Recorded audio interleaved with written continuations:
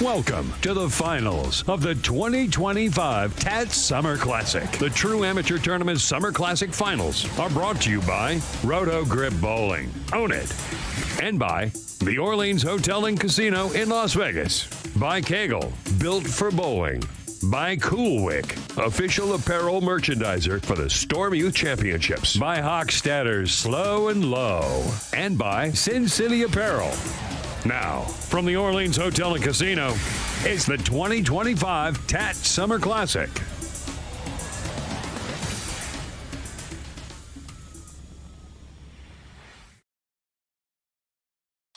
Welcome to the finals of the 2025 TAT Summer Classic. The True Amateur Tournament's Summer Classic Finals are brought to you by Roto Grip Bowling. Own it. And by the Orleans Hotel and Casino in Las Vegas.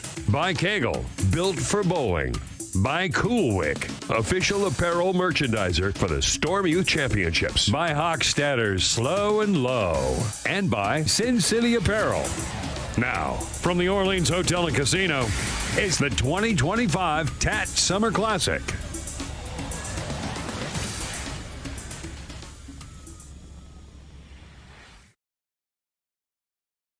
Welcome to the finals of the 2025 TAT Summer Classic. The True Amateur Tournament's Summer Classic Finals are brought to you by Roto Grip Bowling. Own it.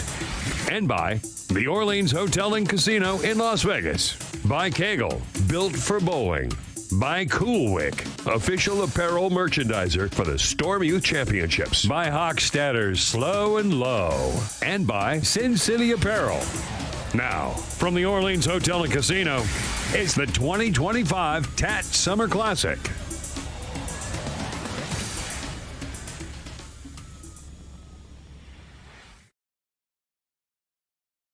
Welcome to the finals of the 2025 TAT Summer Classic. The True Amateur Tournament's Summer Classic Finals are brought to you by Roto Grip Bowling. Own it.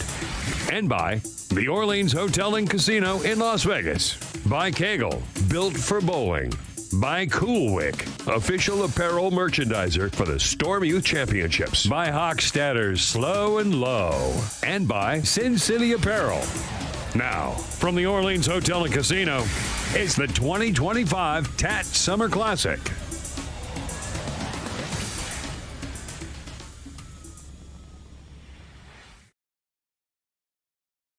Welcome to the finals of the 2025 TAT Summer Classic. The True Amateur Tournament's Summer Classic Finals are brought to you by Roto Grip Bowling. Own it. And by the Orleans Hotel and Casino in Las Vegas. By Kegel, built for bowling.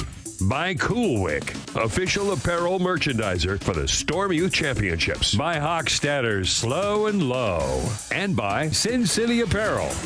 Now, from the Orleans Hotel and Casino, it's the 2025 TAT Summer Classic.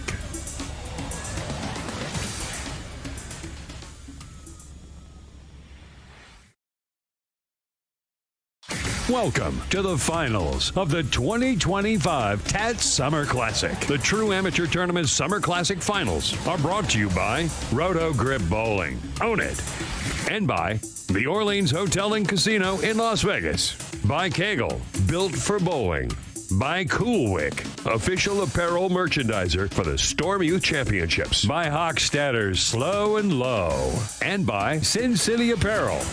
Now, from the Orleans Hotel and Casino, it's the 2025 TAT Summer Classic.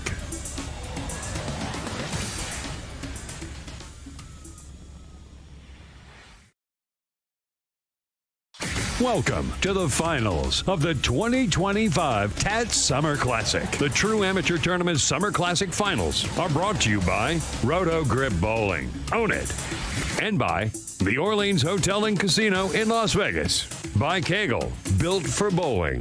By Cool Wick, official apparel merchandiser for the Storm Youth Championships. By Hochstadter's Slow and Low. And by Sin City Apparel. Now, from the Orleans Hotel and Casino, it's the 2025 TAT Summer Classic.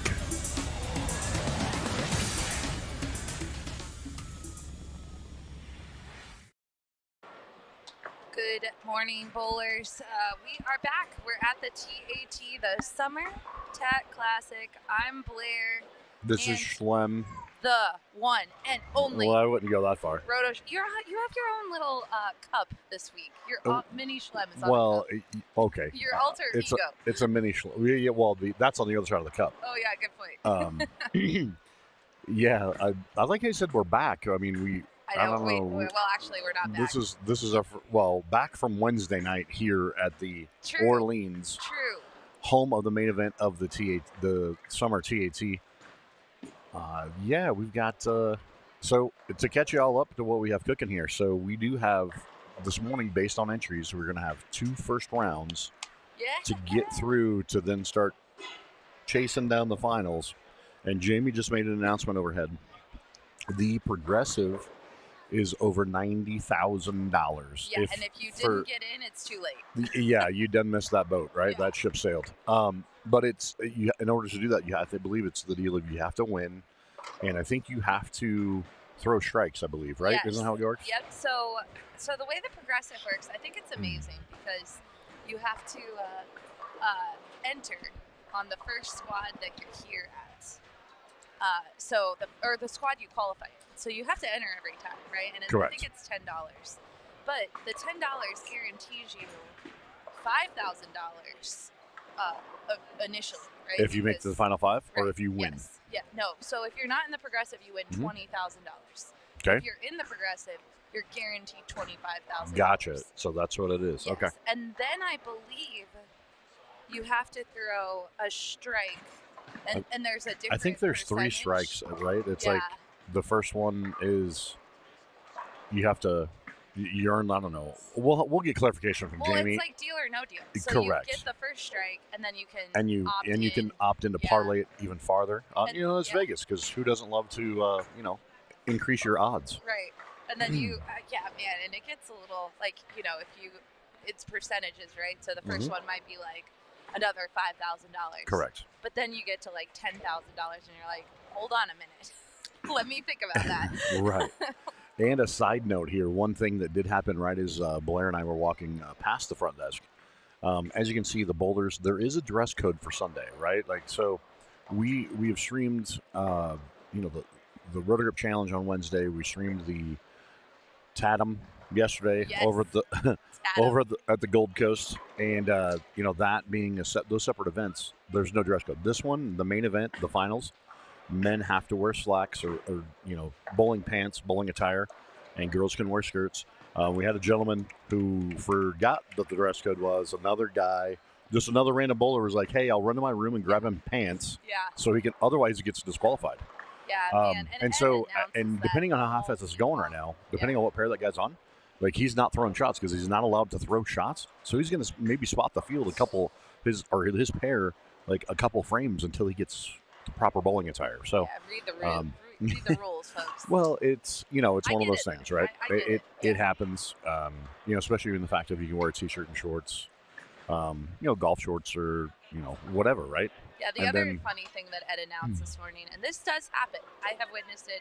I know you have too, Schlem, where he announced to the whole field bowling right now, hey, you guys aren't going to be bowling next round, right? Because they're going to floor the scratch bowlers and the other divisions. Correct.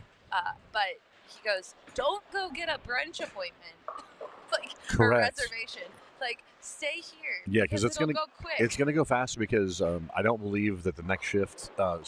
And I think that's what we want to talk about, right? So we, as you can see right here in front of us, we have 5 on a pair, right? Yeah. And so you want to win off your pair, but yeah, coming up in those next those scratch rounds, right? Like, there's only, I'm gonna guess there's gonna be less people on a pair.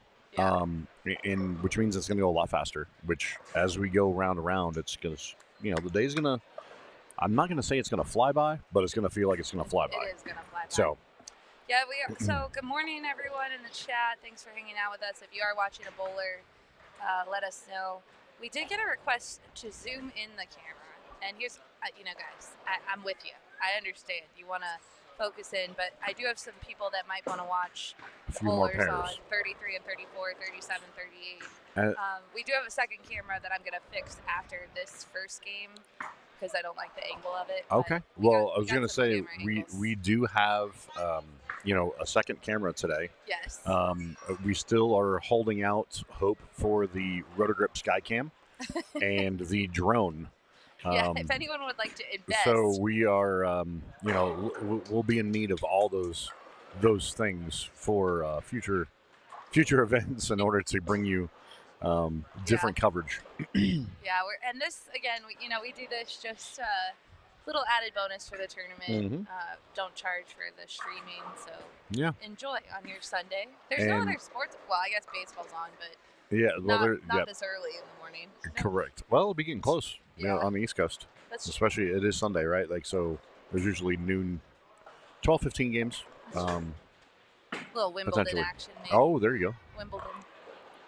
And what's that? Oh, that's from Kim Haugen from Norway. Yep. We got. Okay. He made the finals. Not the. He made the semifinals. Yeah, he made it to the Final Four. Final Four. That's right. Yesterday, yeah. it was the Gold Coast. And you know what's funny about that? I was just talking to Kevin Jenkins.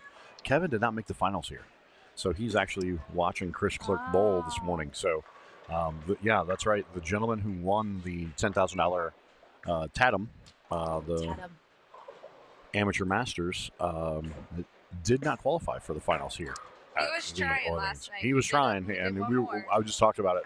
Actually, I was talking to him. He came in the ballroom, and we were chit-chatting. He's like, "Yeah," he goes, "I tried everything." He goes, "I just couldn't get it to go through the pins the right way."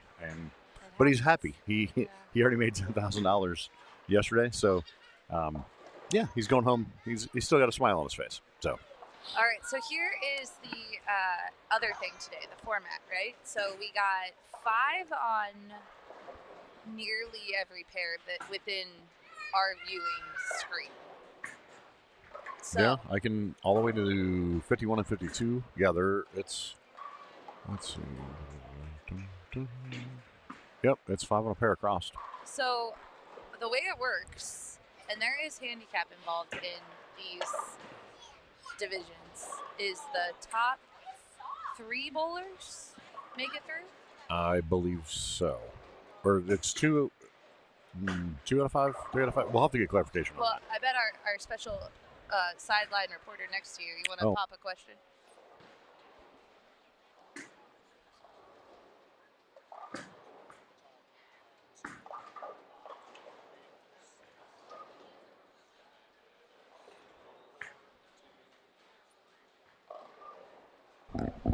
Sideline reporter. Our sideline reporter, head of R&D at the old Storm headquarters, Alex Hoskins, here watching his fiance. So we're going to have 2 coming off out of the 5. Okay, that's right. And like Blair said, it's going to be tough. They won't be putting the handicap in the scoring just because there's too many bowlers and the whole deal. Now, I should say. Yeah. Later on, as we get in deeper into the day and you have fewer people, it's easier for them to then put the handicap in the score, so we'll have exact knowledge. So we can just give you a generalization of what's happening with strikes and spares and stuff like that. We won't know because we don't have the score sheets to see who's getting how many pins. Right. Like we can tell you that our friend Kim from Norway has a double, and he's up on lane 33. So you'll see his shot, not his bowling. Actually, I'm gonna do something opposite of what people are asking and zoom out. Hey. There we go. Hey, it's your world, Blair. Yeah. We got it. Sorry, guys. It's early, and we'll be here all day. And the grand finals, of course, will be on 35 and 36 later. That'll be zoomed in. You'll have great angles of that one. Yeah, Blair was able to. That was part of the agreement of being able to get our streaming set up and have the pair right in front of us. Yeah. So, the key is the outlet to my left. The key is the outlet. We have to have the power for the computers. It's true. And Blair, going through this deal like we talked about over the other place yesterday, the pattern is obviously, as you see, is playing different, right? You're seeing people playing a little bit more direct today, but they're also tend to use, looks like we're seeing a little bit more surface. And to get to the finals here on the fresh, as you can see, if you qualified earlier in the week, it's one of those things that a lot of people, as we've discussed in the past, you use if you qualify early, then you use your VAP squads to bowl on the fresh because you know you're going to have this round on Sunday. Right. You know you're going to bowl on, because some people come in, they're like, oh yeah, I bowled on the double burn, made it first squad. Well, they haven't seen fresh oil, so that's where the bowling a couple VIP squads to get an idea of what you're going to have to do, kind of develop the plan of attack for Sunday morning kind of thing. 100%. Yeah. And we're seeing, I mean, I'll tell you what, looking across here, I'm seeing quite a few people starting with the front three. Yeah, they're striking this one. They have their Wheaties. Blair showing her age right there. I don't even know if they make those anymore, do they? Maybe they do. They totally. I thought everything was just energy drinks and coffee. Wheaties is like an American staple. Yeah. Although okay. I had a donut for breakfast. Don't sue me. Don't Chad. judge. Yeah, I did. Ed walked past. I was like, judging. Don't All right. judge me. Got it. I Totally walk understand. past them every day.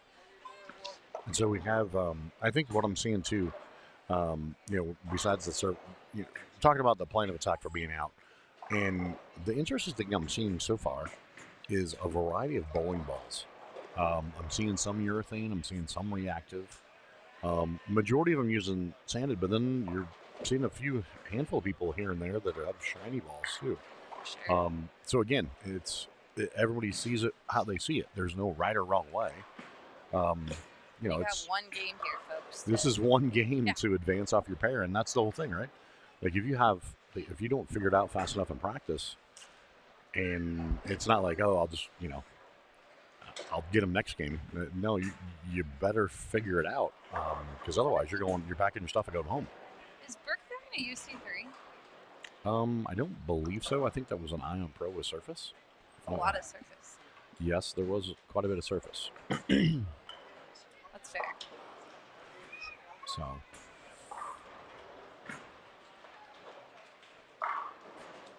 We did have 141 bowlers from Mexico at this event. Correct.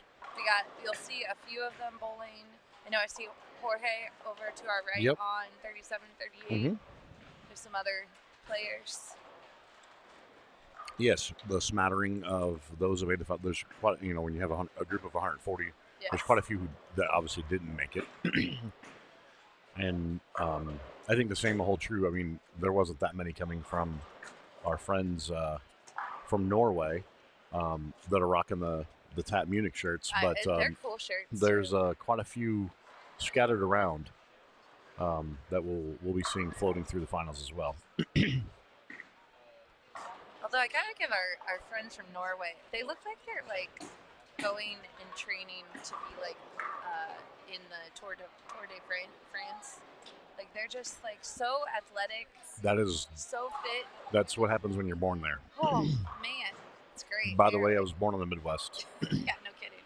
It's meat, potatoes, and just eat, clean your plate off. It's great.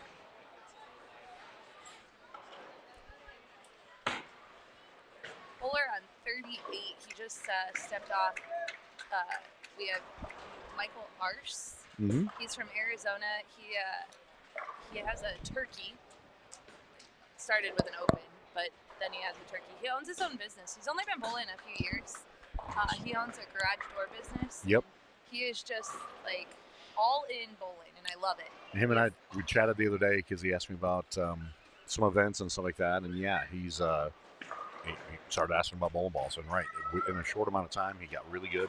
Yeah. And he learns. I mean, he's in on cores and covers and layouts, and he's like, man, it's. And I remember talking to him last year. Right, it's one of those things. He's like, I think I'm kind of addicted to it, and I'm like, yeah, it happens. And here we are a year later, and he's like, so how's it going? He's like, I got more bowling balls. He goes, now I'm teaching myself to not want every ball and only add certain stuff that I need and focus on that. He goes, and I've also learned that if there's certain balls I like, I drill a replacement and to have saturation. And I got it. I'm like, okay, yeah, you're definitely on it, man. He caught the bug. It's easy to catch the bug, right? It's like that of anything, but especially in our sport with all the variables and all the, so many things between lane surfaces and, lane oils and lane machines and topography and all the different things. It was funny, actually. I heard one the other day, right? Ken Johnson from over at South Point was here when we were chatting, and they were doing as the South Point, because it is such a high volume center between the Women's Open, they always have big championships in the plaza. Plus, their main bowling center has so many leagues and all the different things, right? They were replacing the head panel, but the problem was they put the panels in that were a different color. So they had to replace the whole lane because they were just going to do their general maintenance of replacing the heads to make sure those are in good condition. And it's one of those things that we don't. He goes, yeah, it was one of those things. They have two totally different tones. So they go, we got to replace the whole lane. So, there's a lot of variables in our game, right? Like that's the thing. A lot of nuances, and even here looking at the install, again, certain pairs are going to play better from out than others, as you can see. And I've talked about it before in streams in the past. It's one of those things that, especially here in Vegas, even though the building is, this is built on a lot of concrete between us and the casino floor and everything else down below, right? Yeah. But we're on the second floor. We are. So technically we're suspended in the air, and quite a few bowling centers that are that way tend to play a little bit different, right? Like, because you have to ride an escalator or an elevator to get up to where that is. So not wrong. those are other variables that just plug into everything. Okay, Shlem, we got a Jorge request. with a 2-4-10. Oh no. We got a request. Bear with me, folks. We got a Playing request. your music morning, noon, and night here on the Rotogrip streaming channel. Got a request to move it a little bit. Oh dear. That was good. that was an earthquake Blair right there. Oh dear. Now I've done messed it up. And she says, now I've done messed it up. I'm going to do an easy adjust, and now everybody just turn your head a little bit to the right, and now you're back to a little bit left. Well, feels we like got it's a request to see 31 and 32. So that's as good as we're gonna get, All right. folks. Then All right. yeah. And I mentioned Jorge over here. He converted that 2-4-10. Oh, and I turned the camera on it. Yeah. Sorry, Well, it's Jorge. because she has to adjust the other camera as well. Now I gotta adjust she's not both. going to do that one at this point in time because it may result in the camera falling off the tripod into the bowler's area. So we don't need that right now. But we'll do an adjustment after this game. I can't get 19 and 20 though, folks. This is not a The request. By request here, streaming on 35 and 36, playing all the hits, 19 and 20. I can tell you, I cannot even see that pair from here. Because, we're at 35 and 36, and that's... Well, I can see the sweeps. I can see, like, half, not even half, like a third of the rack on lane 20. But, we've got some interesting things cooking over here. We've got the different divisions, as we mentioned. Just an example looking over here on 39 and 40. The one girl with the Norway group, right? She started out gangbusters, double spare, but then it was back-to-back open spare, and now she just split. So, and she went from hanging in with two other people on the pair to now trailing those folks. And it's one of those things, and it's one of. I was just getting ready to say the same thing, right? Like as we saw that yesterday with, as I mentioned when we were streaming the one match with Kevin, right? Yeah, late before he got to the finals. The one deal where he kind of went high flush. Well, it was high flush, high. Tripped the 4-6, or he tripped the 4 out of the 4-6. And when I said, hey, he has a chance to win this match still, and he went off the sheet to win ended up winning by like, actually his opponent, he made him strike out to win, and he got the first one. But that same thing, right? You got to manage your frames, and again, stay within shooting distance of whoever's leading on your pair, because the top two, you don't have to be the top dog, you just have to be the second top dog. Yeah, and you know how they say when it's your day, and it was Kevin's day yesterday. It was, and he's totally thankful and grateful for it, right? Like I said, he's bummed that he didn't make this finals, but he's also happy that he's going home with. Matt McNeil asked him about the check. He goes, "Did you try cashing that check?" He goes, "No, I'm taking it home with my son." The Happy Gilmore check is going, so his son gets to hang that in his room, right? Yeah, that's way cool. Hey, look what Dad got you. Yeah. That's kind of cool. Oh, the left side looking all right this morning. See some lefties doing what they do. Who are we watching on 31 and 32? I friend in the chat. I like to know who we're watching and root Okay. on, right? Well, I mean, I can somewhat. No, I know. I see the bowlers down there, but I want to know Yeah. who they're specifically. Oh, gotcha. Yeah, they haven't said. And you can hear it is a packed house in here today. I was just getting ready to say Yeah. that was if you hear some background noise, there's kids, there's adults, and those are bowlers, is what you're hearing. The screaming and whatever. No, just kidding. Yeah. But no, Blair, looking over here to our left, the bleachers over there are completely full. People standing around it. Same thing to our right. We've got folks standing. All the seats are full. Yeah, and that's what this tournament's about, right? Like you've got, whether it is your own support group with your own family, or as we've mentioned, some of the friends groups or groups that travel together and meet here at the tournament. 100%. And you should just support each other, right? Like, and we also do, like we mentioned, we do have the scratch division coming up in the next round, right? Yeah. So some of those bowlers are already here too, because we see a lot of name shirts and stuff like that. They're just waiting for their time on the lanes. So Aiden here, stepping up on lane 34, he has a really angry unicorn on the front of his shirt. Angry unicorn. Yeah, you okay. gotta see I this did when not. he I've turns not seen around. this. Yeah. Okay. But he also has a very, very good game going. That's all I'm gonna say. And he puts his thumb in it. And I jinxed it. And Belair is the But cloud. look at the angry unicorn. That is pretty cool. Yeah, really. Yeah, I'm officially the Black Cloud. He had 6 in a row, folks. Had. Yeah. Keyword there. He went turkey, and then followed that with a turkey. My bad, Aiden. And Blair's like, "Oh, hey, look at him!" Yeah. And just like that, out the window, the perfect score goes. I feel like they set up a playground behind us. That's what it feels like, right? I'm like, what is happening, folks?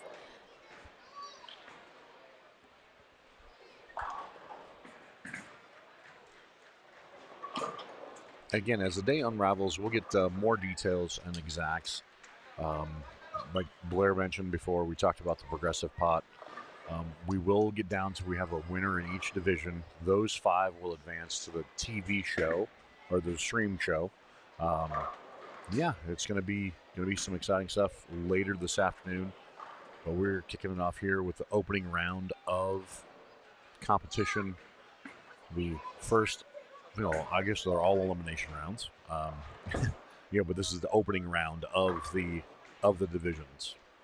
So just so everyone knows, I'm officially the Black Cloud today because I just looked down and in my head thought, oh, Zach has the front 6. Yeah, 7.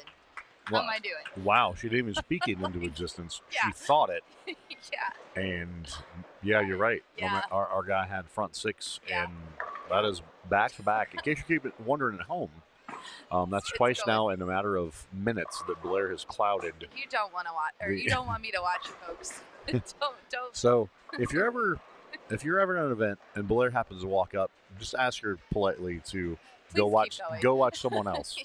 Is what she's saying. Please move on. Yeah, just for the betterment of your score. I think is you're like, oh, great to see you, Blair, but don't watch me bowl, please. Don't even think about me bowling. Yeah, no. Don't root me on. Oh, breaks up the big 4 over here on 37-38.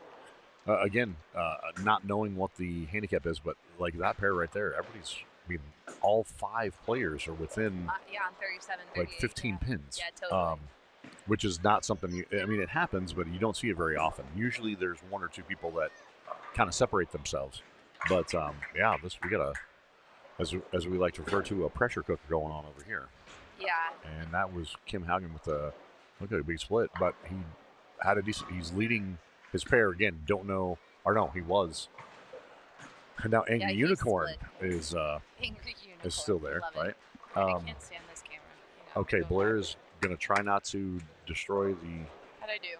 Oh, you just moved it a little bit. So it looked like an earthquake happened. I think it's because the chairs are connected to the tables, right? Yeah, that's true. And that one is connected to my table, so I'm going to try not to move to make it feel like an earthquake, Blair. And from out here on 36, that was a pretty good pitch, 10 back.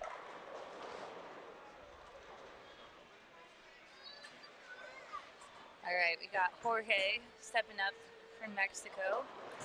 I think one thing to pass along too is, and you guys are seeing it here this stream this morning.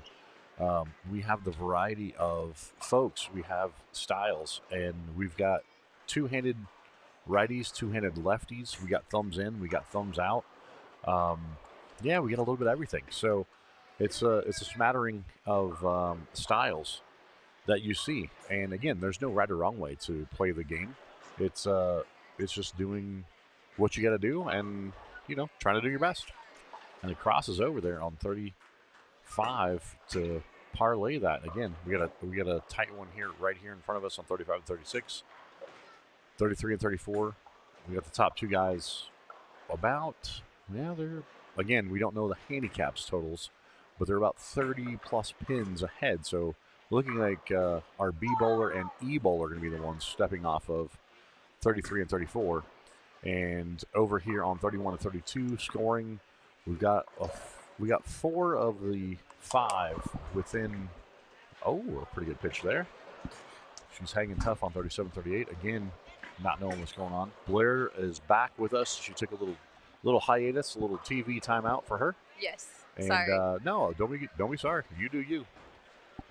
And just kind of filling the folks in at home the fact that we've got righties, lefties, two-handed, thumb in, thumb out, all the styles here this morning in this handicap division. Because again, it's what your style is and what you do, right? Like, yeah. There's no right or wrong way. We hear plenty of people all the time. Oh well, how many people put their thumb in the ball in this match or this round, right? Yeah, for sure. And in this case, we're literally looking. It almost feels like every pair has. There's still a lot of two-handers, but as a right-handed lefty. We got regular traditional lefties. We've got. Oh, catches the. That was a good. That was huge. Huge. Again, jumps right back in the mix of things because it was a little dismal there to start. So now they literally have all 5 folks on 37, 38 within a couple pins, and we don't have the score sheets in front of us. We don't. We're not privy to that. We will later in rounds. No. We will be getting the. We'll be seeing scores, and we pass along the info with the total pins so we can kind of keep you guys informed. Yeah, and as it whittles down a little bit and there's less pairs that we're talking about, we may grab the score sheets and take some notes, but right now we got everything running, so bear with us. We've got 1 through 52 cranking, and we've got 5 on a pair this opening round in the different handicap division. So it looks like Michael, that was pretty good off his hand, but might have been a touch. Well, obviously it was a touch out of bounds. Gets 2 out of it. That was 5-2 is rough right there. Yeah, not knowing what pins he gets. We still got 192 left. And again, 10th frame. We'll see what everybody else is doing, right? And again, Blair, you alluded to it yesterday. It's early in the day. Yeah. But it's still the fact of you're bowling in the finals, and at the end of the line is $20,000. And some people look at it differently, right? Like, this isn't just your typical, oh, hey, I'm bowling league, and I need to get a strike in the 10th. You're thinking you're trying to beat the other 4 people on your pair, and then the pins do what they just did to our friend on 35 to keep. That's why he gave that the old thumbs up, right? Yeah, double thumbs up. Yeah. I feel you, Keith. That was rude. And I think what we talked about is if you've not been in that situation, it's gonna be tougher to maybe get 2 strikes in the 10th, even here the opening round. Yeah. And I say that, and they're at 37-38. The people are actually big forward, and so he only shoots 150. So, and the way he spun around, he's out. Right. So you know what I'm saying? Like it's. Anything could happen. You still have to throw a quality shot and hope that the bowling pins are falling on your side. Yeah.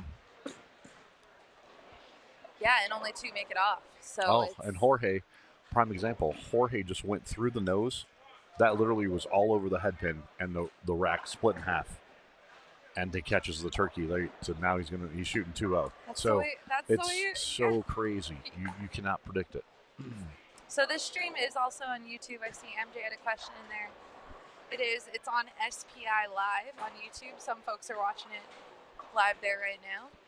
Yeah, we're like the we're the multicast, but unfortunately, it's not like the Manning cast. Yeah. It's the same cast on both channels. Oh man, I love the Manning. You imagine that cats. if we had well, if you want to watch this on the Facebook page, but then our YouTube channel has a different, you would be you know, on the we could- like the Rogue cast. You would be Yeah, a gremlin that on would that cast. yeah, that'd be the gremlin on the rotor Yeah. cast, right? Yeah. Like the mainstream would be the regular info. If you Right. want to tune in and listen to, Joe Buck and Troy Aikman, you get the regular feed. But Yeah.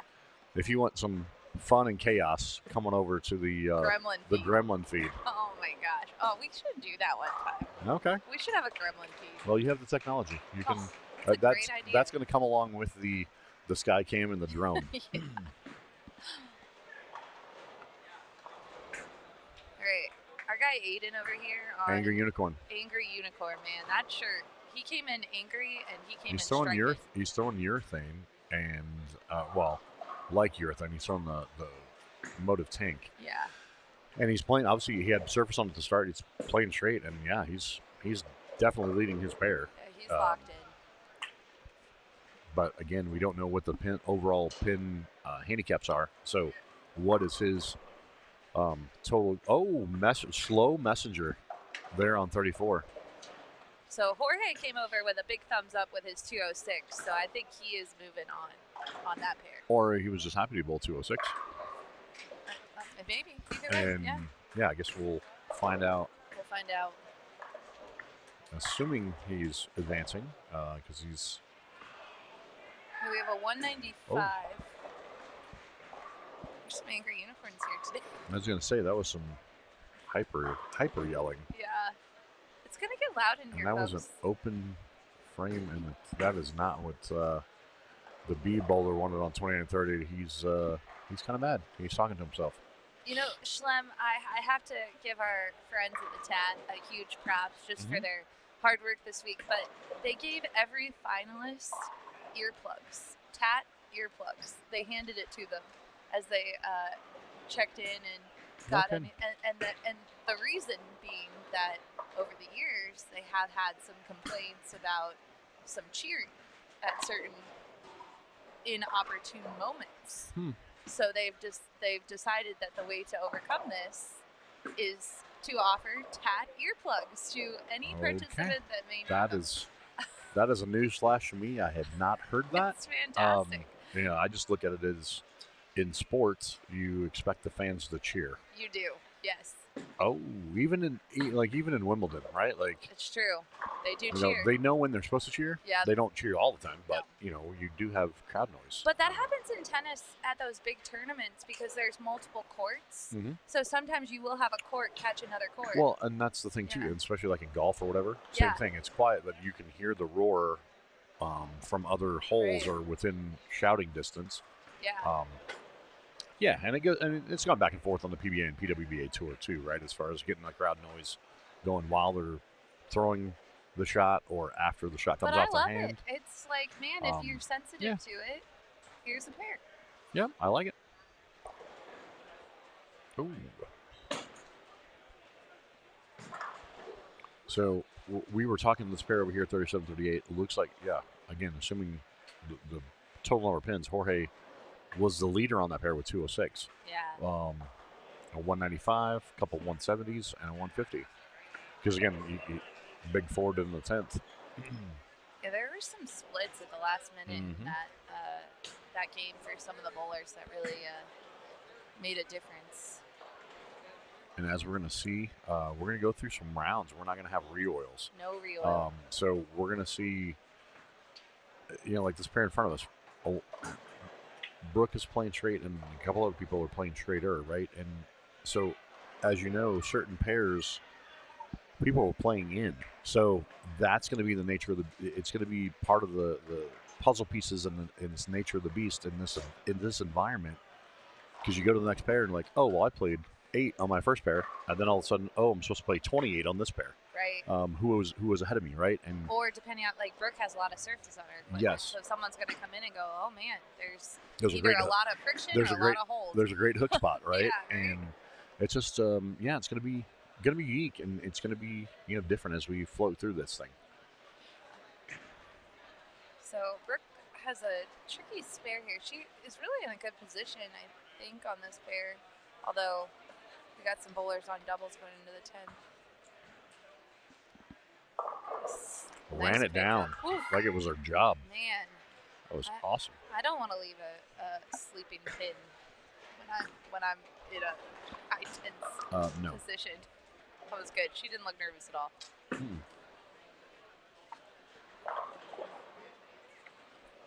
So Brooke here can get to 195. Again, as we've mentioned a few times, we don't know any of the handicap or anything. By the way, Angry Unicorn had 254. Awesome, Angry Unicorn.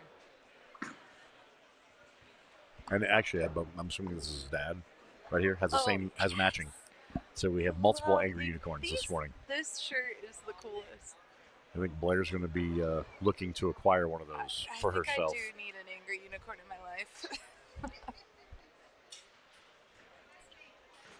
If you're going to be anything, if you're going to be any unicorn, be an Angry Unicorn. I mean, right? Like, it's great. Oh, that's a pretty good pitch. Great shot by Brooke. So she gets to 195.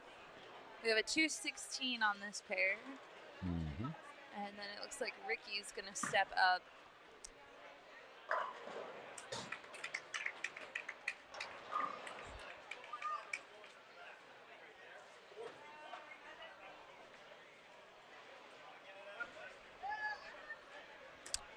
And we would have to guesstimate that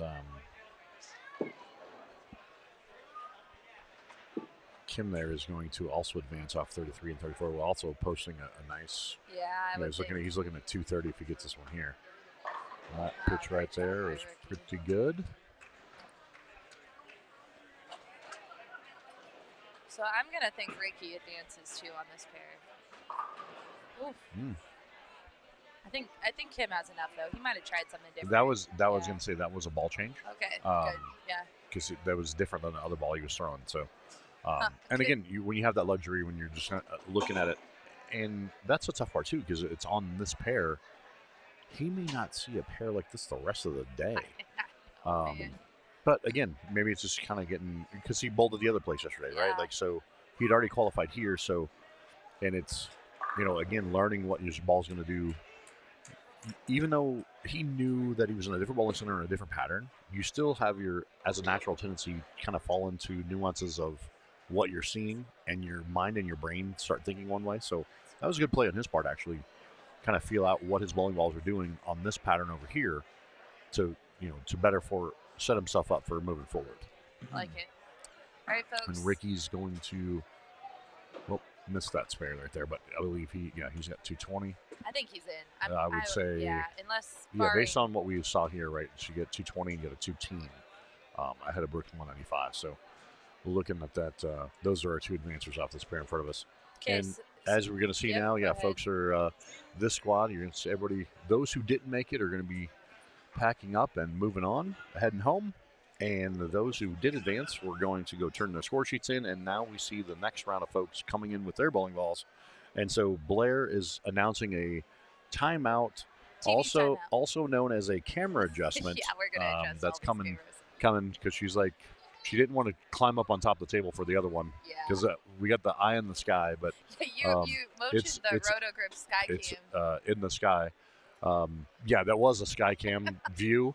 It's currently, I can tell you from my position, I can see the ceiling quite well. We're going to get that adjusted and, get you some more options moving forward. We will be right back. See you next time in a little bit.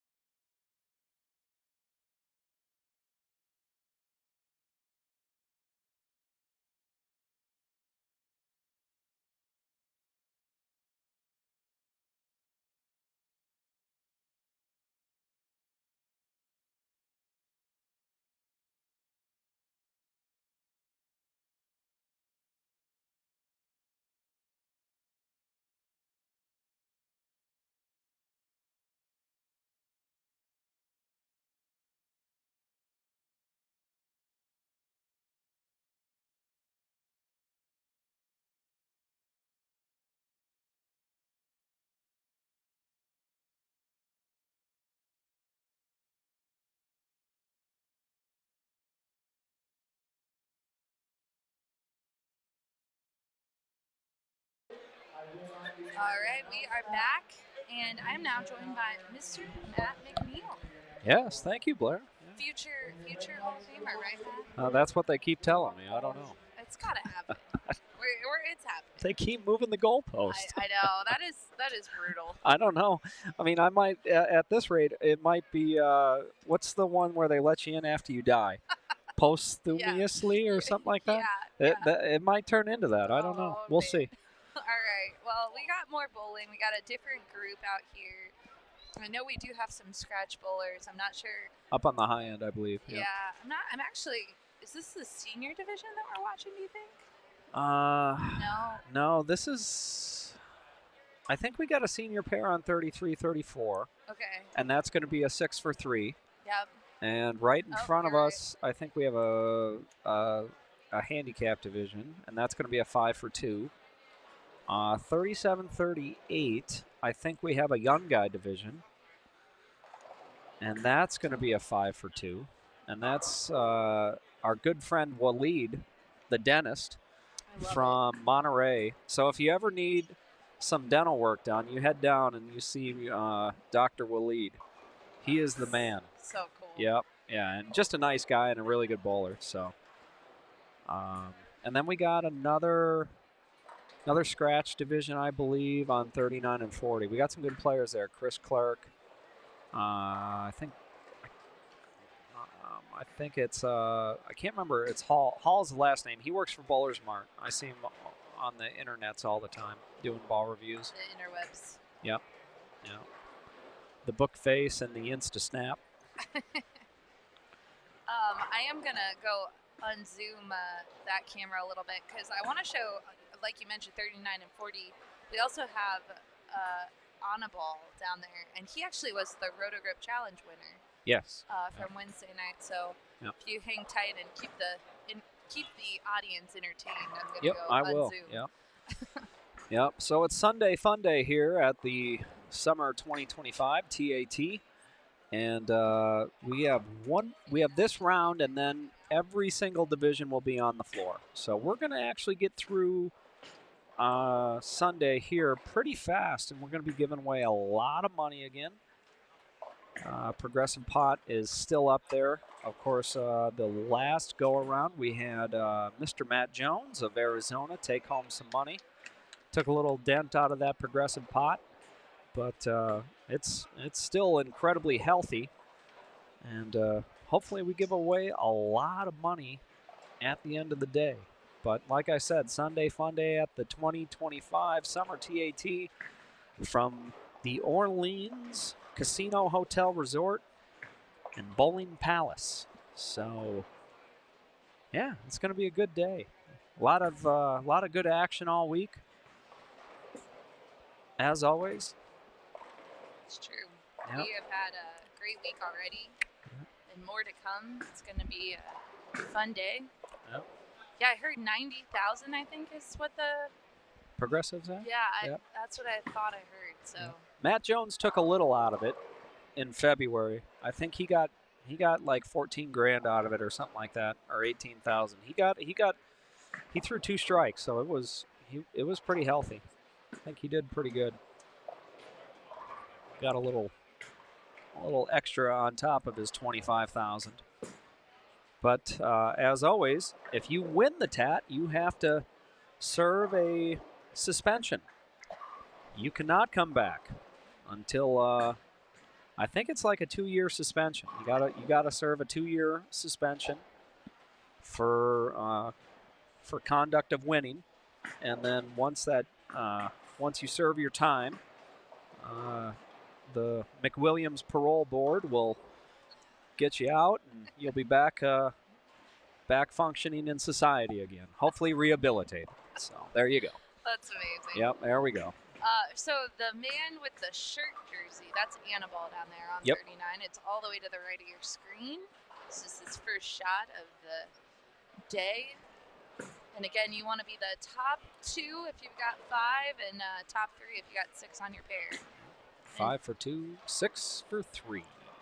And we don't know all the handicap and everything, folks. No. So just bear with us. Yep. The high finance of handicap is all down on the score sheets there on the master sheets, and that gets all figured out. Now we will have handicaps when we get to the grand final match. 100%, yes. So we'll be able to give you the skinny on exactly what's going on there. But for right now, it's a lot of perusing and just watching. Then hoping some of the games get close at the end and provide us with a little fireworks. So we got some questions in the chat that I'm going to answer. We do not have a camera on every lane. This is a free service to you. Yep. At home. So just bear with us. We can show you pretty much 32 through about 40. So we'll show you those pairs. But that's where we're at. Yep. And then we're really this is bonus coverage because the true coverage that we'll show is that championship match later today, which you want to tune in for. And that's one bowler from every division will battle it out for either $20,000 or if they're in the progressive, a guaranteed $25,000. Yep. Yep.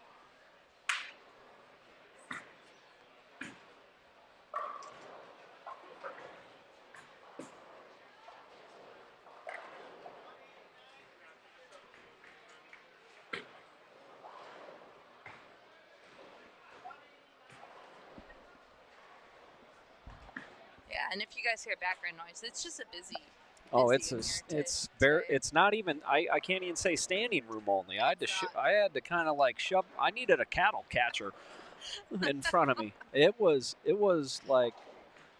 hard trying to get from the ballroom down to lanes 35, 36 here at the Orleans. So. Yeah, and I think they did have a lot of bowlers walk in or re-enter yesterday. Yep. More than expected, because what I had heard was there was only going to be one start time today, and they did end up with 2 start times. So lots of entries. Yep.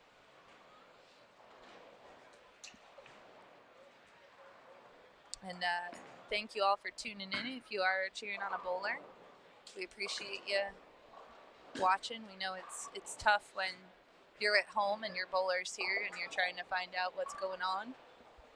We get it.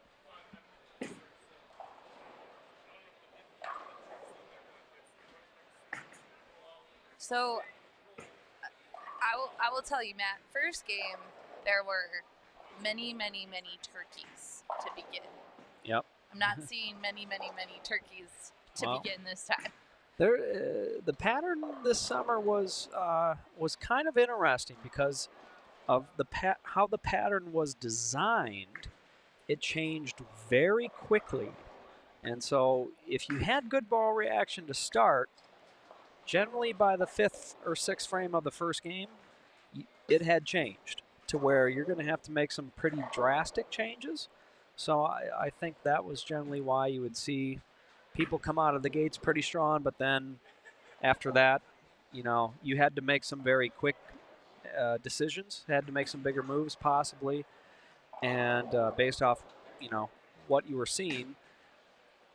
And I think, that's tough to do. I'll tell you what, that's one of the tough things about being a higher level player is really trusting your eyes, what your ball's telling you, and then, adjusting off of it so soon. Because Sure. I know a lot of bowlers get into the same, well, it can't, it's got to be me. I got to throw it better. I just got to throw it a little better, throw a little better. No. You are in the wrong part of the lane with the wrong ball. So we got to make some adjustments here. Yeah, so it looks like in the chat, Kevin is coming out to bowl his very first TAT next February. Oh, wonderful. At the South Point? Yeah, we'll see that's you there. great. Yeah, absolutely. It's a great event, and there's all the divisions. They've made a couple changes to the divisions. Instead of age-based now, the middle groupings are all average-based, which we were talking to Ed the other day, and he explained, man, when you look at the cut lines, they're pretty much the same. So, but there might be more spots now in some of the divisions, senior handicap being one of them. They're actually giving more spots in the senior division than they used to in the scratch senior division. So just lots of changes that they've made that are for the better. Yep.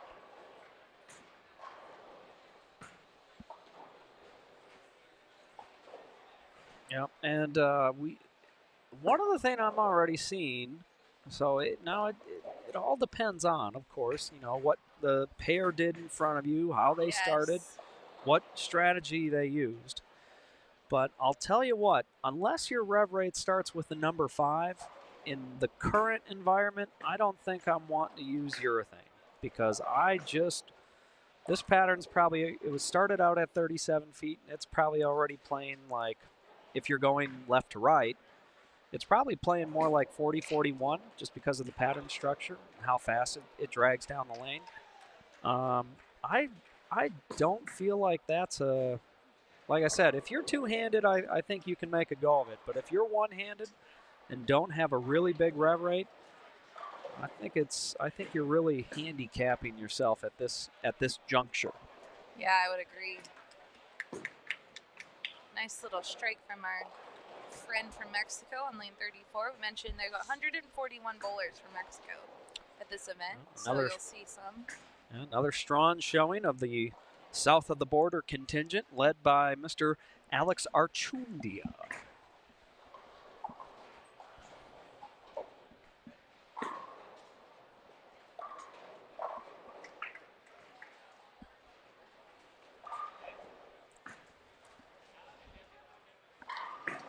And of course, this is one and done, folks. So if you find yourself on the wrong side of the scoring pencil here after 10 frames, well, 2026 is in your future. 100%. Because this is it. Yeah. You get one shot on Sunday, and that's it. Yeah, you either wake up in the morning, get some breakfast, and come down and shoe up and are bowling all day, or you may have a little break. Yeah, you might bowl one game and head for the casino floor. Yeah. The few times I did bowl this tournament, that happened to me both times. So, but I think that was 2007. I found myself. I got down to a pair, and it was I think it was Bill O'Neill. Let's see, who else was on the pair? Bill O'Neill, Rick Miller, Chad Nelson, and there was 5, and they were taking 2, and I was by far the worst bowler on the pair. And I kind of already knew before we started what my future held, because they were much stronger players than I. Yeah. Well, it happens. It's only going to be 94 degrees today, so that's a good pool day too. Yeah, that's a good pool day here in Las Vegas. So yeah, the Orleans has a great pool downstairs. I've never been to it. I've never seen it. Nope, me either. But nope. I've heard. I've heard good things. Yeah, absolutely, heard good things. We do have Bryce here on 37. He bowled over at the Gold Coast Bowling Palace yesterday, and he made it to the semifinals. He actually lost to our friend Kevin, who ended up winning. So he lost to the champ. You can say that. Yeah. Yep. So now he's trying to make his way to the grand finals again today. Absolutely. All you can ask is to get there and hope the dear Lord wants you to have it. That's what I always said. That's right. That's if you're, I'm not even going. Sorry. No, it's been a long week, folks. I apologize. It's all good. I apologize. Looks like we have a little lane breakdown on 34. I'm not sure. Yep, waiting to get some pins. I'm sure the bowler who needs his split reset is really pleased that he has to wait on that. That's just salt in the wound is what that is. Or if you put some iodine on a wound or a cut, it's like, great, that's just thanks. like thanks. Yeah. I already threw it bad enough once. Now you got to make me sit here and stew about it. Yeah. No good. Oh, good. Just give me a couple and let's move on. Yeah. Yeah. Shot on 35. Yeah. Yeah, so as we mentioned at the beginning, we really don't know the handicap in play, so we can tell you if there are some scores that seemingly will be moving on. Usually we can tell from some body language if players are moving on, but the handicap has not been entered into the scoring monitors. So that's where we're at, folks. That's it. That is it.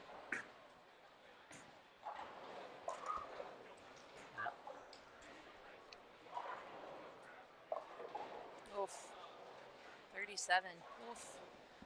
Yeah, so that was an interesting pair because it's basically it's an all urethane pair, and I was watching them in practice. They were striking a lot early, and then the balls started wiggling, and then they started leaving flat tens, and then they started going high, and now the lights are on, and the grip pressure has increased a little bit. Sure. And the lane looks a little longer, I think. The lane always looks a lot longer when you don't have good ball reaction. But the one caveat to that is the letter E bowler has spare triple, but he's moved quite far left. He's a two-handed player, and he's kind of playing the old I call it the CCR Proud Mary slow wheel. He's kind of giving it one of those. So, but I think if I'm Waleed the dentist, I think I would be pulling the ripcord on my current strategy because he's got Brooklyn strike, 9 spare, super washout strike, and it was a lucky late messenger strike. And messengers basically, Blair, are just a weak 10 that you got lucky on. So 100%. Don't try to convince me that that's good ball motion because it's just not. No, they just look pretty. Yeah. If you want to argue with me about it, oh, see, no. that's what I said about Yeah. Waleed. I said he is in a place right now that is incredibly undesirable. I would be pulling the ripcord on that one. Chris Clerk tried to throw urethane for the first 3 frames, got split strike split for it, just changed to resin, and now he turned a double, but he's behind. He's well in arrears, Yeah. so he's going to have to throw a lot of strikes here to try to claw his way out of that one. And it's in these games, if you start in a hole, you don't have a whole heck of a lot of time to dig out of it. Well, and you mentioned the grip pressure earlier, and as a reminder, this is the true amateur tournament, right? Yep. So all of these bowlers, that 20,000, 25,000, as we get closer to that round, it starts to become more and more real, and sometimes this is the biggest shot of their life that they're throwing. Yeah, right? They're bowling for quite a lot of money here. Quite a lot of money. Even $1,000, I get nervous. 500. Listen, my shoes are on and I'm nervous.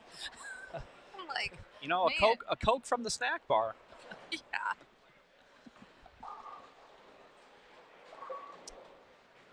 So just standings. The standings you can find on trueamateurtournaments.com.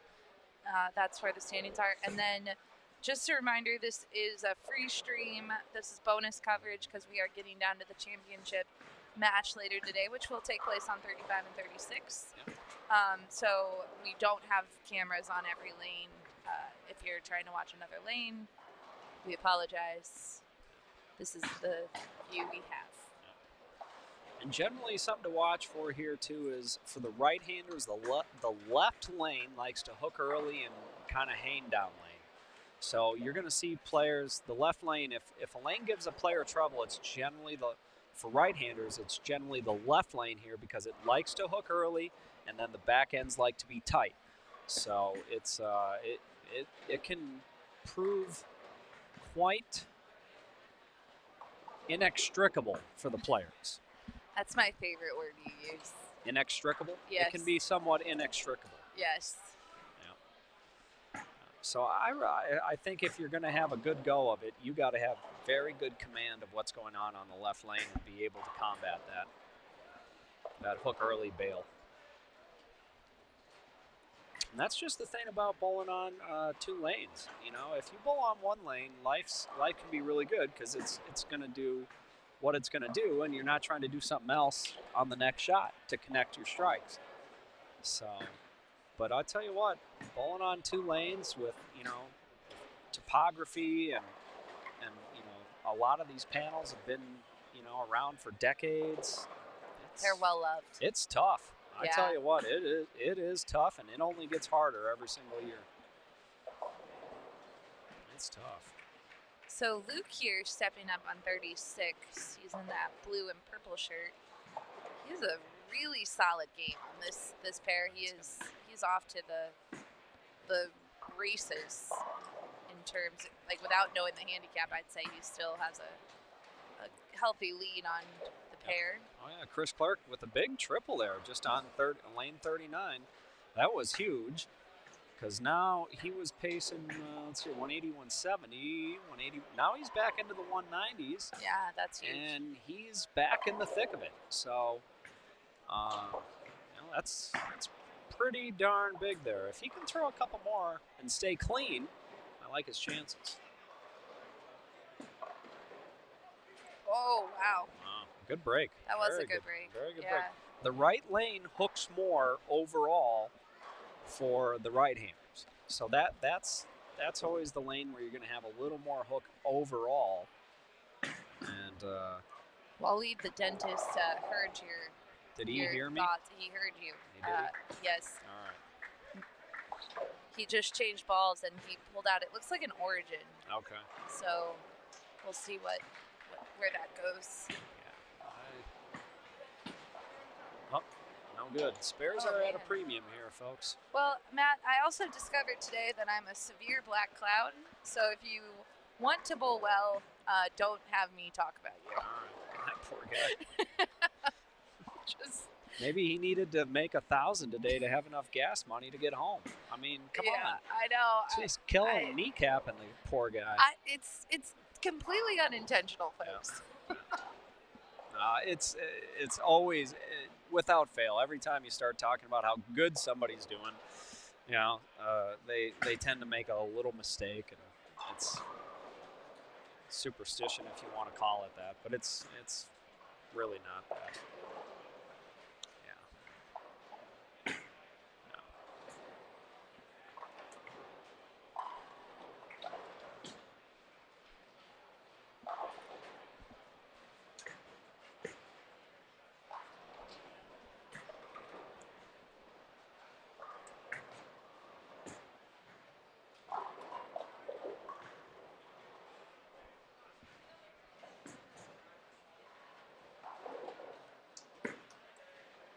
I tried to hold a little bit, but that part of the lane is going to get a little difficult. If I was the guy on 35, I think you're going to have to, on the left lane, you're going to have to go right and play a little straighter, and I think on the left lane, you're going to have to go left and give it a little more belly. Yeah.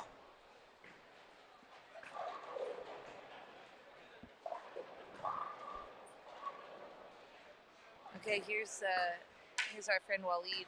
Let's see what happens on 37. Yeah. Now, 37 is hooking incredibly early, and especially in the track area. So the ball wants to really lock up right away, and but then it wants to hang. So if you're trying to get it through the fronts, it wants to wiggle on the back. So you got to make sure you're rotating the ball. Got to rotate it with your hands and be a little further left, and just use a little softer speed. That's generally the way to combat that situation.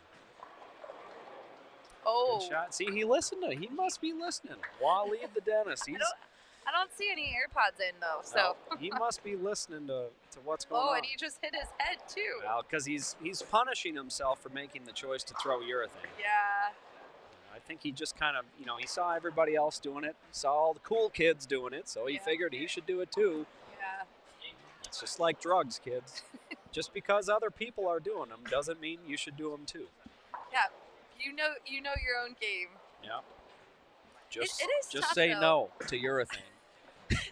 It is tough. You get in these situations where you look down at the pair and there's like one ball, and it can happen with the reactive too. Like It can. everyone's throwing the phase two, and you're like, should I be throwing the phase two? But you may not need to. You may need to do something different. It's you gotta be able to have a very strong sense of what you can do yourself as a bowler, staying within yourself, but then what the lanes are asking for. Right. And I remember I was bowling a tournament in Helsinki, Finland. I was using a pin-up sanded astrophysics on the left lane, and then I was using a shined up pin down pro motion on the right lane. And I was the only left-hander to make the top 64 in the tournament. And it's because the two lanes played so very different. Now, all the other left-handers were doing all these different things, but you gotta just shut it all out. What are the lanes asking from me as a bowler? What do I have to do to give the lanes what they want? Because I always say, bowling is not like going to Burger King. It is not have it your way. It is not. No.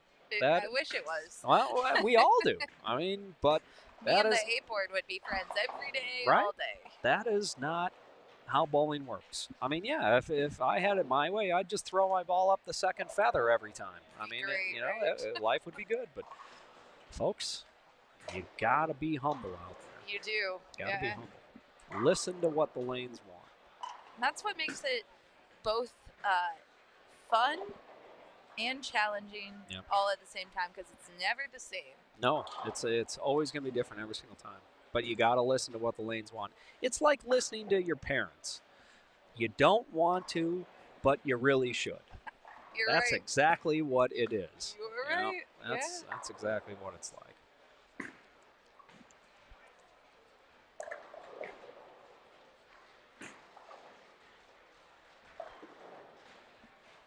Oh, 4-9 for Chris Clark on 39. That's a tough break for him. Now, I'll tell you what, for as poorly as Waleed has played his first 6 frames, if he strikes out, he's got a legitimate chance to make it. Yeah. If he can find it within himself to throw a few more here, he can make it. That's got a chance. Oh. Split the 8-9. That was an See, he's patting himself on the head. He's like, oh. And you know, it's funny, he had that ball out in practice. Yeah, he did, and then he succumbed. Yeah. You know, it's like when you're 14 years old and the high school kids offer you a cigarette, you gotta say no. Just say no. Yep, just say no. Oh. On a strike too. What? And now he's changed to resin too. This two-hander here. That's Bryce. Yep, Yeah. He changed to resin too because they can't get the ball down the lane anymore on 37 because it hooks so much in the front. And then if they do get it down the lane, it's too tight because it's the left lane here at the Orleans Bowling Palace, and the left lane's always wiggle down lane. So then the urethane isn't strong enough and doesn't flare enough to make it back and get through the pins the right way. So big time jail. But that gives Waleed a little hope. That was pretty big. Yeah. Yeah, because currently Bryce. Oh no, Bryce is not in the lead. It's our B bowler there. This young man stepping up. I don't know his name. Yeah. He has a really solid. He had an open in the 7th for 142, but he recovered for a strike. Yeah. I mean, just look at it right now. I think if you can shoot 2-0 something, I think you're in pretty good shape. There's a question if there's live scoring. I don't believe the Orleans has live scoring anywhere. You would have to check your Lane Talk app for live scoring. I'm not sure if Lane Talk has, if the Orleans has I don't know Lane about Talk. that one. Yep. The Boyd properties, I'm not sure. Yep. Shout out to the Orleans, though. Friends Daryl and Fawn are always great to work with here. Yep. Daryl is just, and his staff do a. Ooh, oh boy, what a fortunate break there. That easily could have been 5 through the middle. He got very fortunate there on lane 38. Yeah, so he's basically pacing 202. Waleed can get 206 if he gets out. finds a way. There's another gentleman pacing 207. So he would force the leather. If Waleed gets out, he forces that guy to throw a double on the left lane, which is the tough lane. I think you got a better chance of hitting a double diamond deluxe for $200 on a quarter machine than you do throwing a double on 37. Double diamond deluxe, he says. Oh, Matt, you know, everyone who's listening this morning and enjoying these McNeilisms, as I call them, stay tuned, folks. Grand Finals brought to you by Roto Schlem and Matt McNeil. I can't wait. I can't wait to listen. It's going to be a cornucopia. Yeah, because we've got Roto Schlem with his alter ego, the Gremlin, hanging out.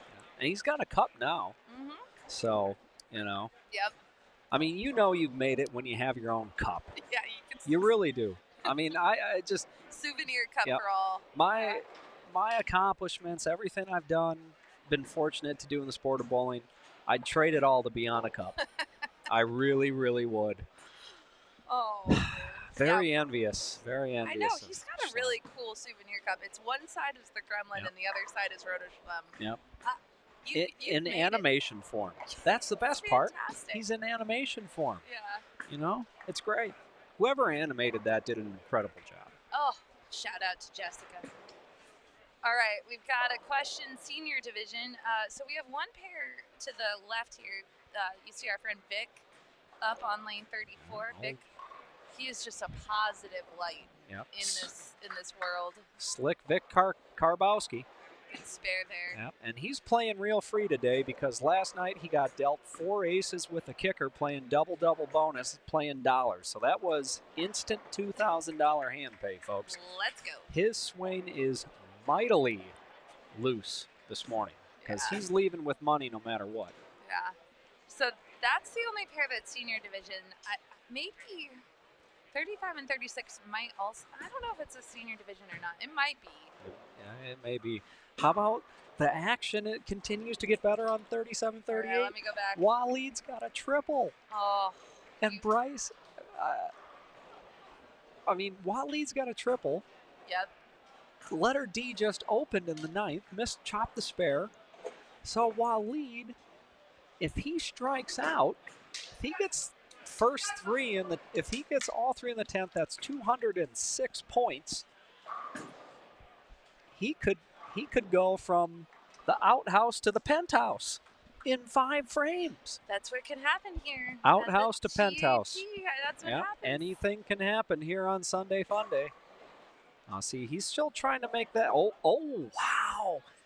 What a break there. That was a 4-6-7 looking you right in the face.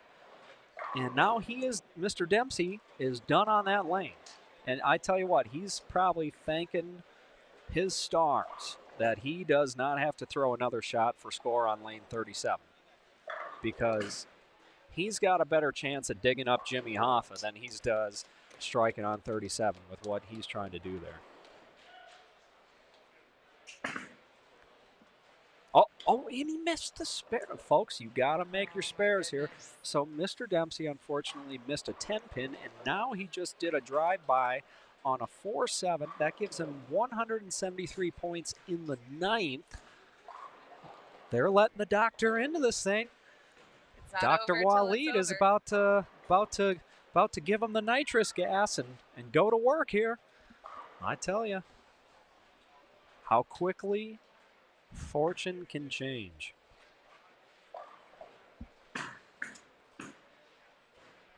So we got 203, 193, 182. Waleed can take it all himself now. He can get up with the first 2 strikes in the 10th. He is guaranteed moving on to the next round. It's amazing. Yep, that's what they call on tour ball in hand. That means you control your own destiny. Uh-oh. Oh my. So now, see, once again, the left lane, I'm telling you, Blair, I've seen it a million times before. Now that is super wash, 5 count on a spare. Oh my He was looking like all I got to do is fill 1 frame and I'm locked into this thing, and now I got 5.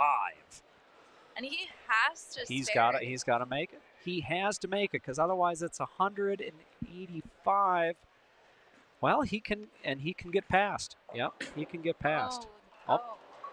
So That's going to be 180 yep. for the bowler on the right. So, the plot is thickening here, folks. This is going to be an exciting pair.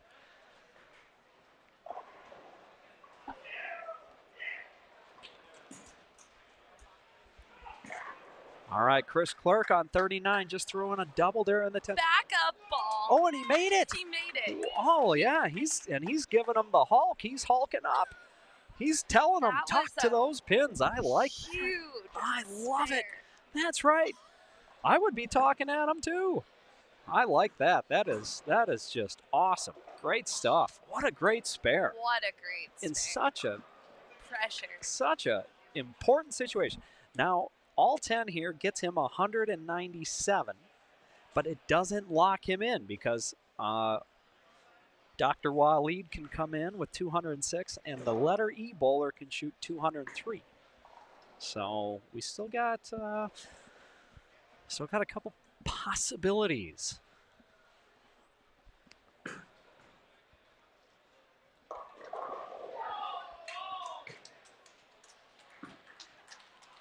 Here's Waleed. I think the pressure.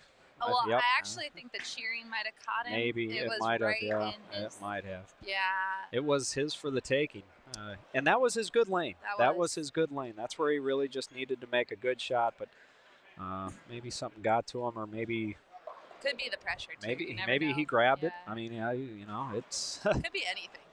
I tell you what. You're bowling on something tough, and you need a hit. Yeah. You can get grabby. Certainly happens. Certainly can happen. So Chris Clerk 199. Now he has forced the letter D bowler on 39 right now to throw the first strike in the 10th. If he does not, and that's the guy who won the Rotogrip Challenge, right? Yep. So if he doesn't throw this strike, oh no, he is. Oh yeah. It was over. Well, actually, yeah, it was all over there. It was all over.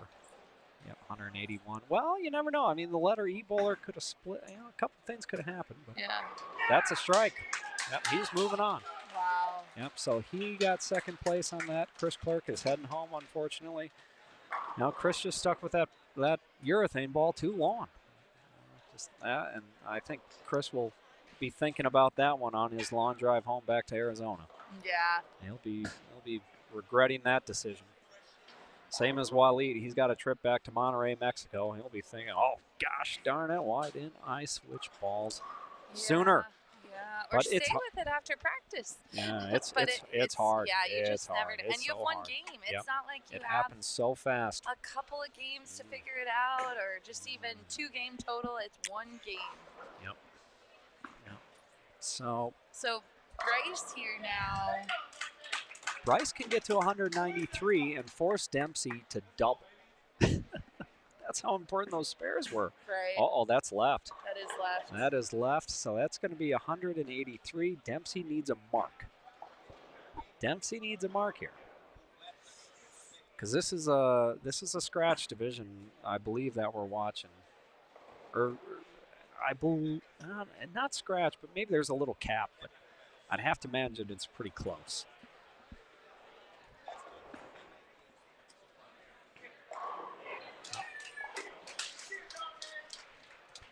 $39.40. That was a tough pair. 220 and 240 are the top scores there. All right. Bryce Cara, 183 points. Dempsey needs a mark. Bowler on the right-hand lane, lane 38. I like his chances. That's his good lane. He's struck every time on the right-hand lane. He has struck every time. So I like his chances of getting up here and throwing a good one. That's his good lane. Let's watch. Oh, yep, 10 back. No question about it. No question. So he moves on. And everybody else puts their shoes on. That's right. And we are going to take a short break. Yes, we will. Oh, actually, we still have 33 and 34 bowling. They had that little breakdown. Oh, yes, So, that's right. That's right. We'll go back and show that coverage.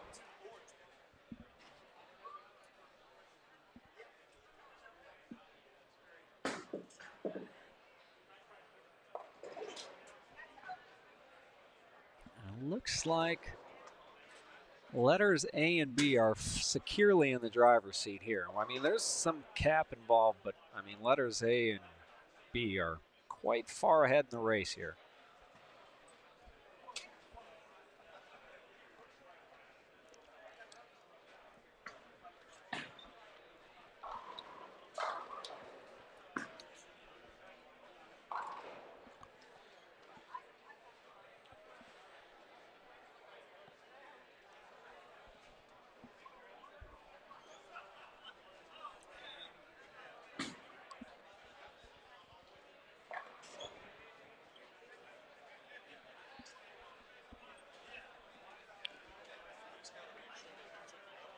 Well, letter C's got a double, 115 in the 7th on a double, so it could be, it's going to be a dogfight between A, B, and C. D and EF are pretty much mathematically out of this thing here. Yeah. But great week for make it to finals, right? Like, hey, make it to the check. Yeah, if you make it to Sunday, you're in good shape. That means you bowled good. Yeah, making it to Sunday is no small task.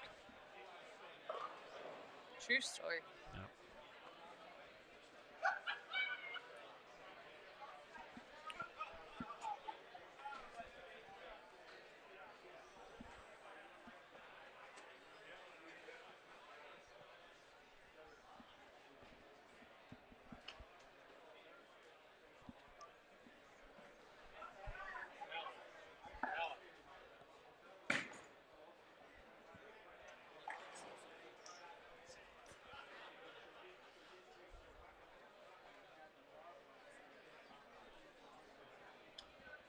All right, so we got bowlers getting ready to come in. There might be a short break. Yep. Just because we got to sort through. There's still a few pairs bowling. They've got to get the division that was on a break for a round. Yep. Get So some now new pairs. they're all going to be on the floor now. Yes. Yep. All divisions on the floor. Yep. Oh, here, look at Vic. Look at Vic. Go Brookie. Take a Brook. Oh, no. Oh, that could have cost him his tournament. That could be the end of Vic's tournament right Yeah, there. he had a real rough start to start the game, but then he made a little run in there. But I don't know. Well, There is see handicap what this guy in play does. too on this pair. Well, that's perfect. So I think he's... So it could be letter A and C now. Yeah. And Vic with that untimely error in the 10th. That was not good. This is makeable, though. Incredibly hard to make, the 5-10 for a right-handed player, but it is makeable. And Vic's trying to back it up at it. Well, caught too much of the 5. That's going to leave him with 190 points. He's going to force the hand of letter C, depending on the handicap situation. He's going to force him. Oh, nice. So that's going to be 202 for the letter A bowler. We're going to have to see what the letter C bowler does. I think he needs the, let's see here, 180, 170, 180. Yep, he's going to need the first strike in the 10th to catch Vic. All things being equal. So we'll see what happens. Well, that's another solid shot from Jerry. Yeah, nice out by Jerry. Yeah. 201. Really nice. That is solidly in. Yep, 201 bowling points for Jerry. And Vic is going to have to sit and hope with perhaps only the consolation of his video poker earnings following him home. We will see. A letter C bowler here needs the first strike to to pass Vic's scratch. We don't know what the handicap situation is, of course, though. I think the right lane is the easier of the two for the right-handed bowlers. We'll see.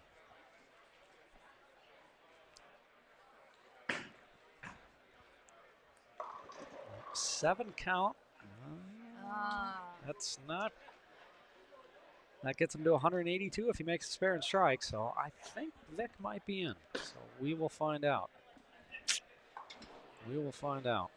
Blair, I got a customer calling my name, waving me down that I got to help out here. All so right, I'm going to step out. Yeah, and we're actually going to take a short break, and we'll be back. So I think Schlem's going to make his way back down here. If you want to let him know. Yep, and, I will. We'll be right back for some more coverage.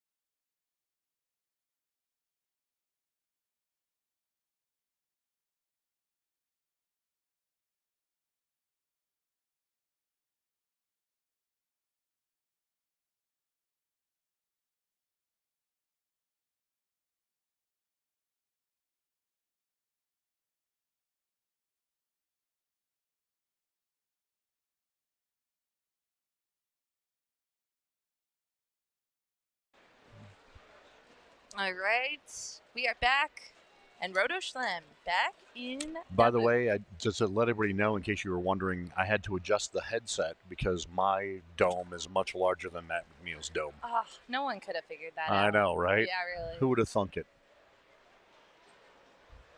And it's not because of the hair standing up either. It's just the size of my melon.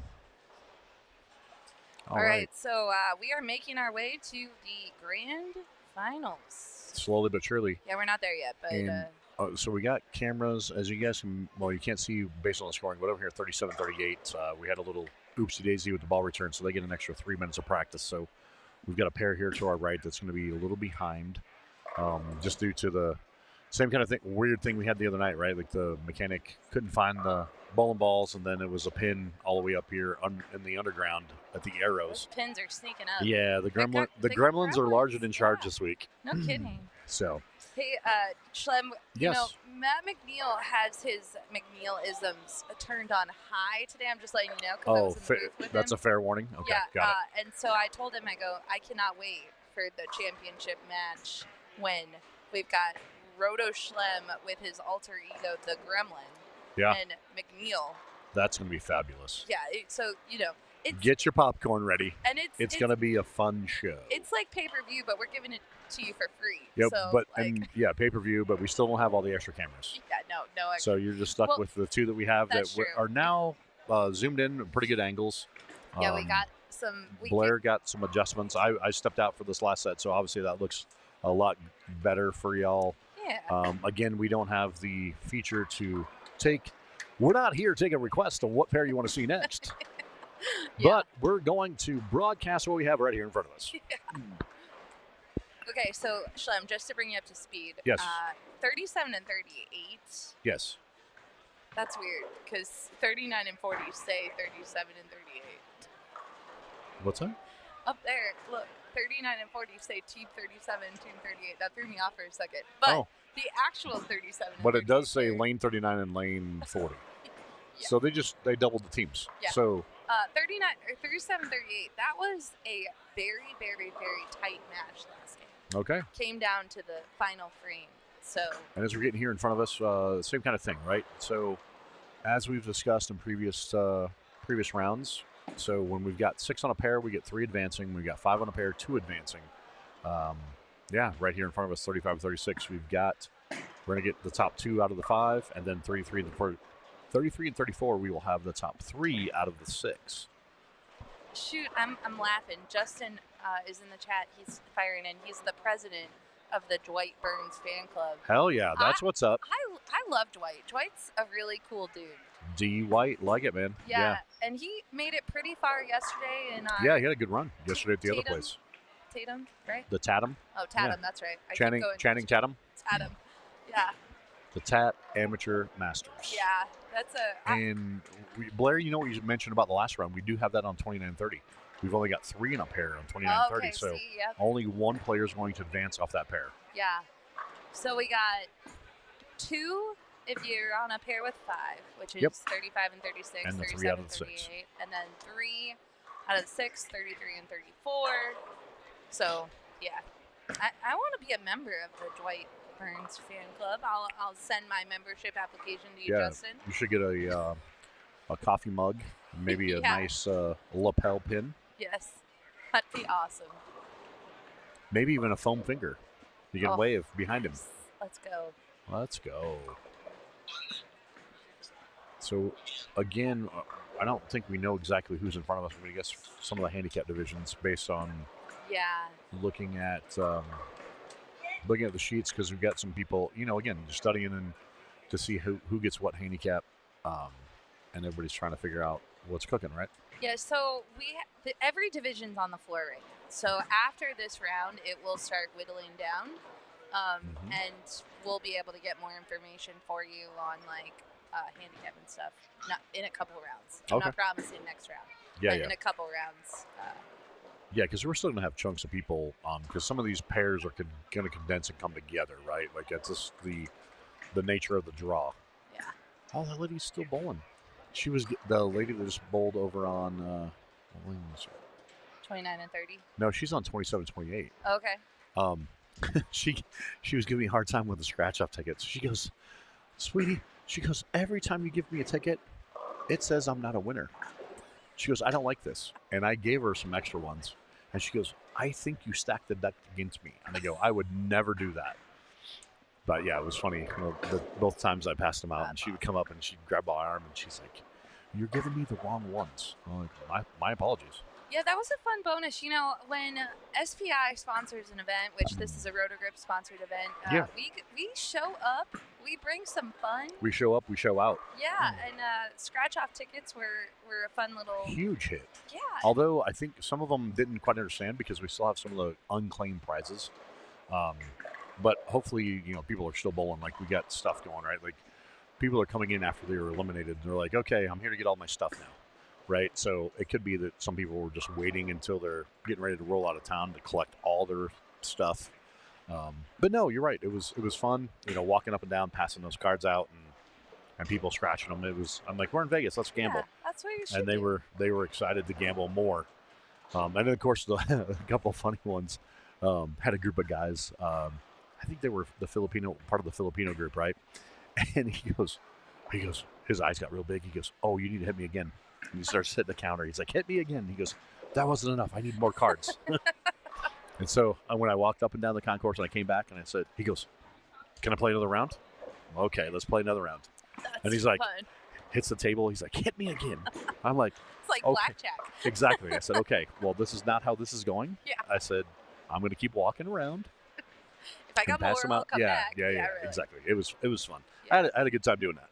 Yeah, it was super fun, and we did have 2 winners take home Gremlin, Yup. brand new, before you could buy it. Yeah. So that's what you get when you come to the chat. You never know. Never ever know. Yeah. Okay, so we have Joey requesting 33 and 34. Oh, on the request hotline, 33 and 34, coming to you live. He says that everyone wants to see 33 and 34, and I said, well, I'm saying that Justin, who's the president of the Dwight Burns fan club, would disagree because Dwight Burns is down on 43 and 44, but we can't reach that pair. Correct. So we'll give you Dwight updates as we can. We might be able to at least see if he's going to make it through. Joey is waiting for them to switch. He's got strike spare through 2. Let's see the other. This is a Dwight update. Oh, yep. So he's got. Hold on one second.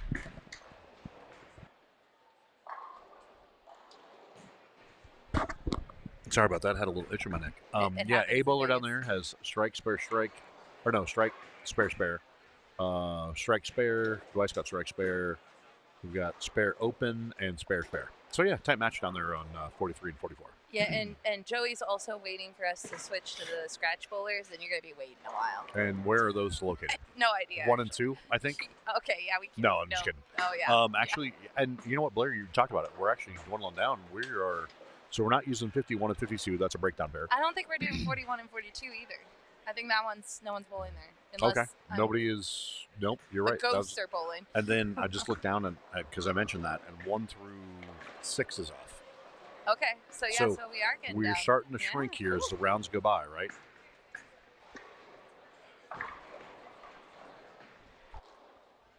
Yeah, and folks, as we mentioned, this is our free stream. We're just showing you a little bonus coverage because we will be we're set up for the championship match, which will take place on 35 and 36. That's when someone is bowling for $20,000. And hopefully they're in the progressive for way more. So. I hope they are. And then you can see 33 and 34 over to the left. Yep.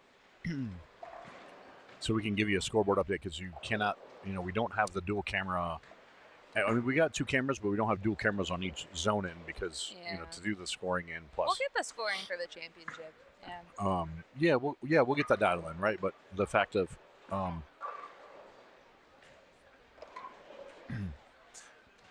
we've got 33 and 34. The leader, on that pair, has got the first turkey. Yeah, we'll see how it shakes out, right? Like, because you got double 9, spare strike, spare spare, strike, split. Yeah, so we'll see how things start shaking. Schlem, again, are you jealous of this man bun on 34? Look at that. he's rocking it. It's good hair really right there, good. right? It's good He's hair. got so again, I'm sure when he lets it all go on, he's probably all one length Yeah. down up on top there, right? I could kind of do that, pull my moulet up from the backside, because I keep it kind of short on top, as you all know. Is that the official name, moulet?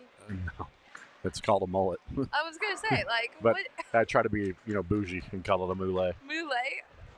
But it's, and they go, "What is that haircut called?" I go, "I really don't know. It's like it morphed into whatever it is, right?" It's like a mohawk and a mullet. You need it's like a mo-olet.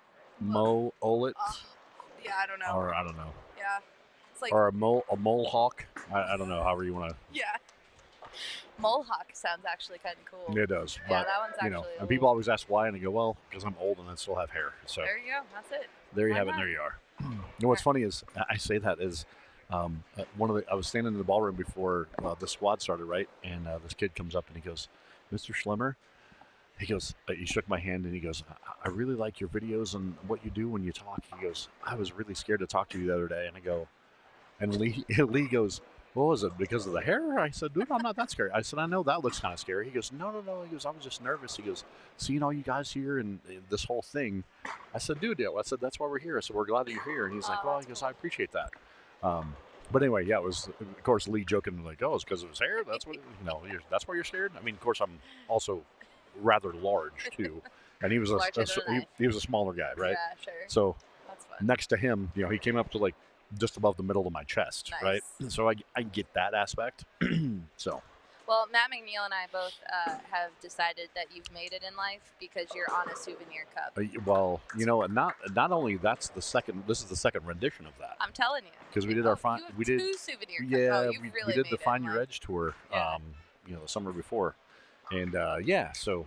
If you're in the building and haven't gotten one yet, head to the Storm area before it closes. Yeah, actually, the Roto Grip area is closing at noon. So you got a few minutes left. left. Yeah, about half an hour left. We should put some at the desk, though, as people are leaving, too. Oh, totally. We can totally do that.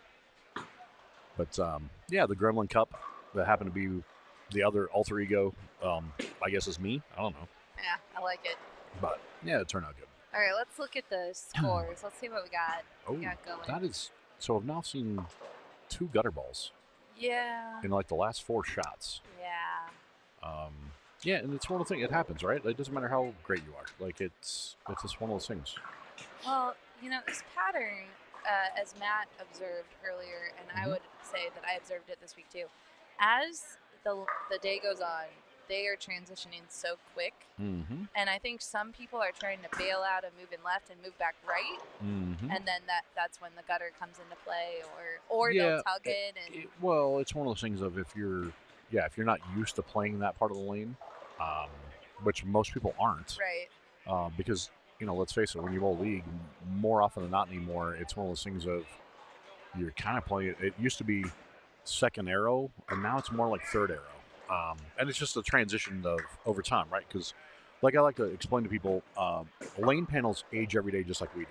And so the impact of a bowling ball hitting that on the daily causes that to create more friction over time. And so that's why no matter, in some of the places, some of where you bowl tournaments or leagues or whatever, right? Like the surface starts feeling like there's hooking more because it actually is, because the surface, the material is, gets beat up over time. That's just one of those things.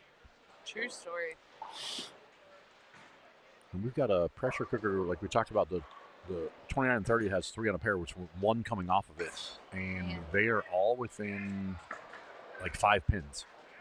So super pressure. And again, cooker. we don't know what the handicaps are. It's like an Instapot down there. It's like don't pull the lid off too soon. You'll burn yourself. Exactly. Or downstairs, what's that pot can called? The hot pots? The one, super hot pot. Super hot pot. Well, that's the one I found. But yeah, super hot pot. But yeah, so I think, and again, like we mentioned earlier, right, with the different styles and different, from righties and lefties, you're seeing a variety of their shiny balls, their sanded balls. There's a lot of no right or wrong way, and we will tell you, like, the common characteristic And again, this kind of goes back into topography and the natural characteristics that happen because the front desk here at the Orleans is actually down behind like 13 through 19-ish. Story. So open play happens more down there. When you get to this higher end, past the snack bar, they tend to play a little bit tighter. And that's just naturally because there's less traffic that happens down here on the daily. So, and that's a characteristic that the better bowlers that have bowled here quite a few times, they've felt that if they draw pairs up here, they can use bigger balls or use more surface. And now that we're getting through multiple rounds, that same thing holds true because, again, there's still some people, like we talked about earlier, with 5, 6 in a pair, some using a lot more surface than others. They're transitioning still different down here on the high end as they are. Because that last round when you and Matt were in here, I was watching some of the stuff when I walked by. Yeah. And there's some pairs down there that are hooking a lot more. So it's going to be interesting to see how that shakes out because you might be playing 15 down on the low end, but get up here, it might be, I'm playing straight up 7. Yeah. Right? So you kind of have to keep your options open 37, 38, we were watching, you brought up there's no wrong way to do this, right? And I think that's so important for people who are listening that may be thinking about coming out to the TAT, or if you're rewatching this, hopefully you listen to this part because the last round we had a bowler who started practice with an origin, a reactive ball. And he looked down and the rest of the bowlers had urethane on that pair. And he came back and talked to Matt because he knew Matt, and he goes, hey, he had a picture. He goes, hey, look at this. Which ball do you think is mine? And Matt laughed and said, it must be the reactive.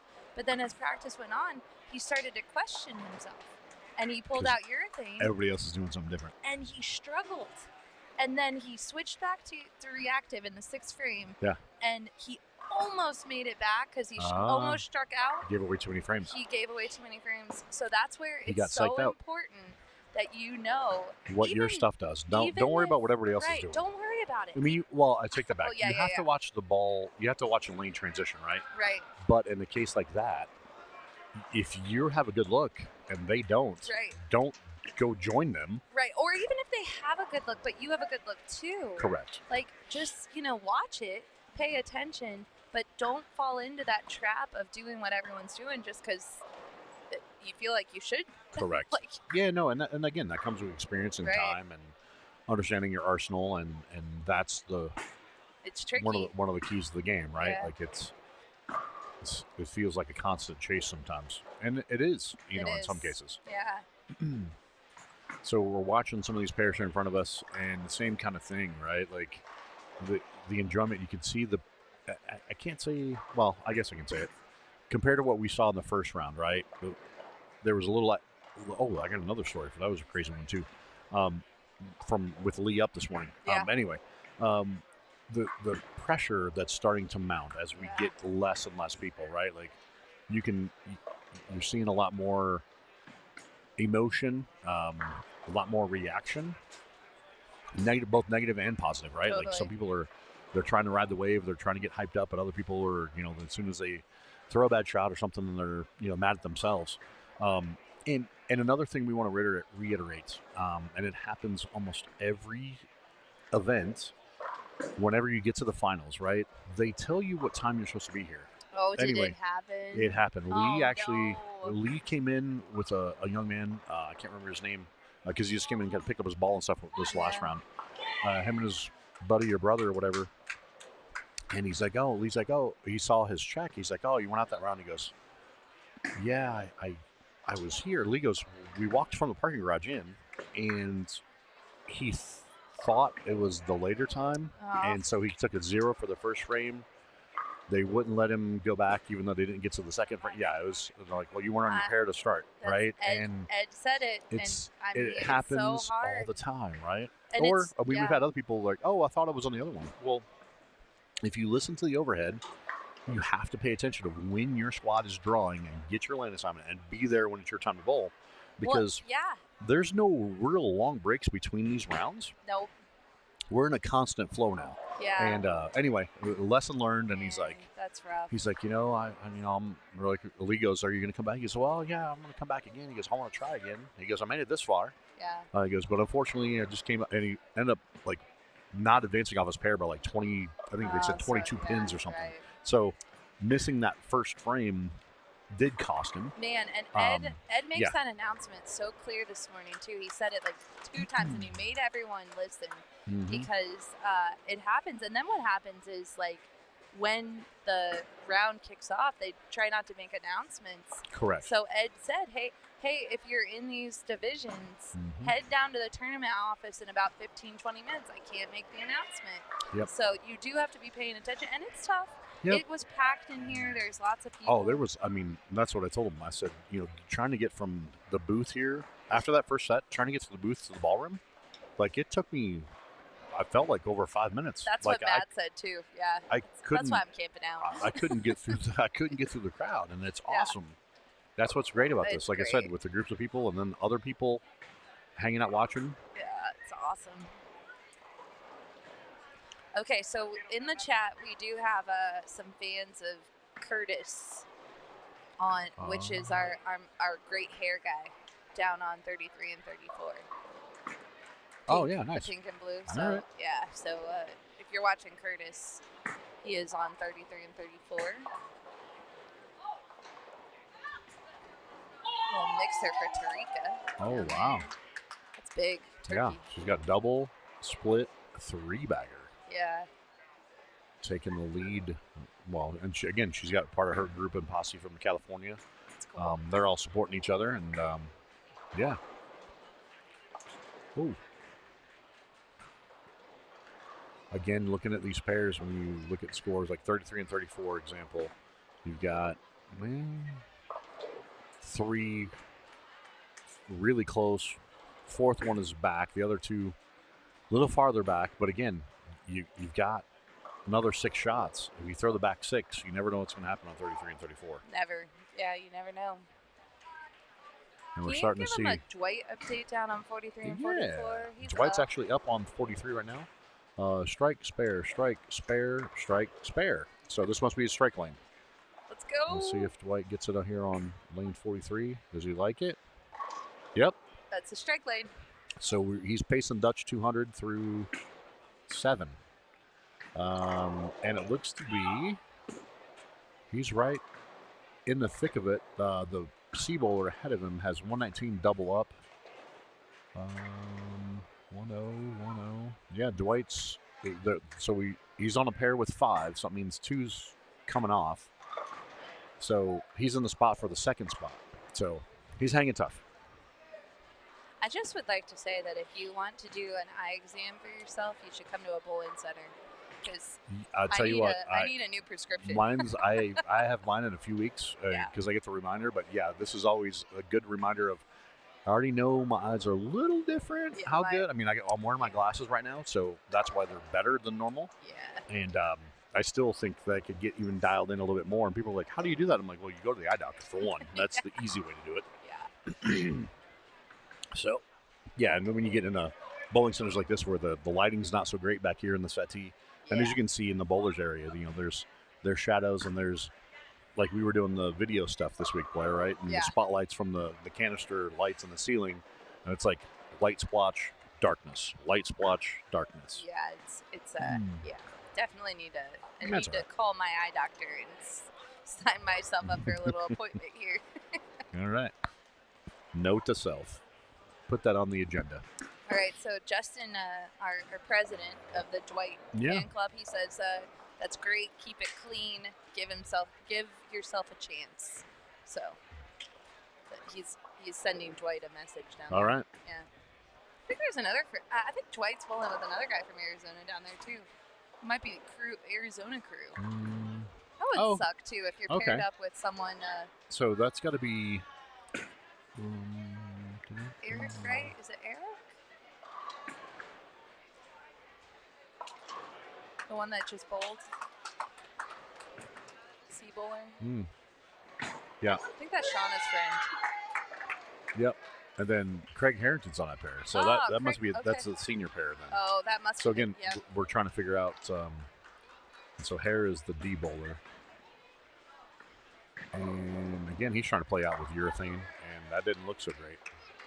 He's only and on that he's a non-factor. He's only got 1 strike through 8 frames. Ah, dang the hair on that pair with Dwight. But anyway, Eric is the C bowler, so he's actually the guy leading that pair. Oh, cool. Dwight's hanging right behind him, and then of course, the D bowler actually opened that last frame. So, yeah, that one's going to come down to Dwight's getting ready to sub up in the 9th, but it's going to come down to the 8th, sorry. And they're going to have the 9th and 10th to go. So, right here in front of us, got some pressure cooker going on here again.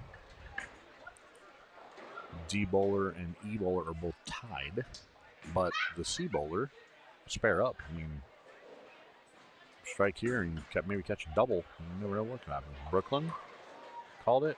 No love. No love for Omar. We had some strikes happening here. It's a makeable spare. It's just a tricky makeable spare at this point. Pretty good pitch.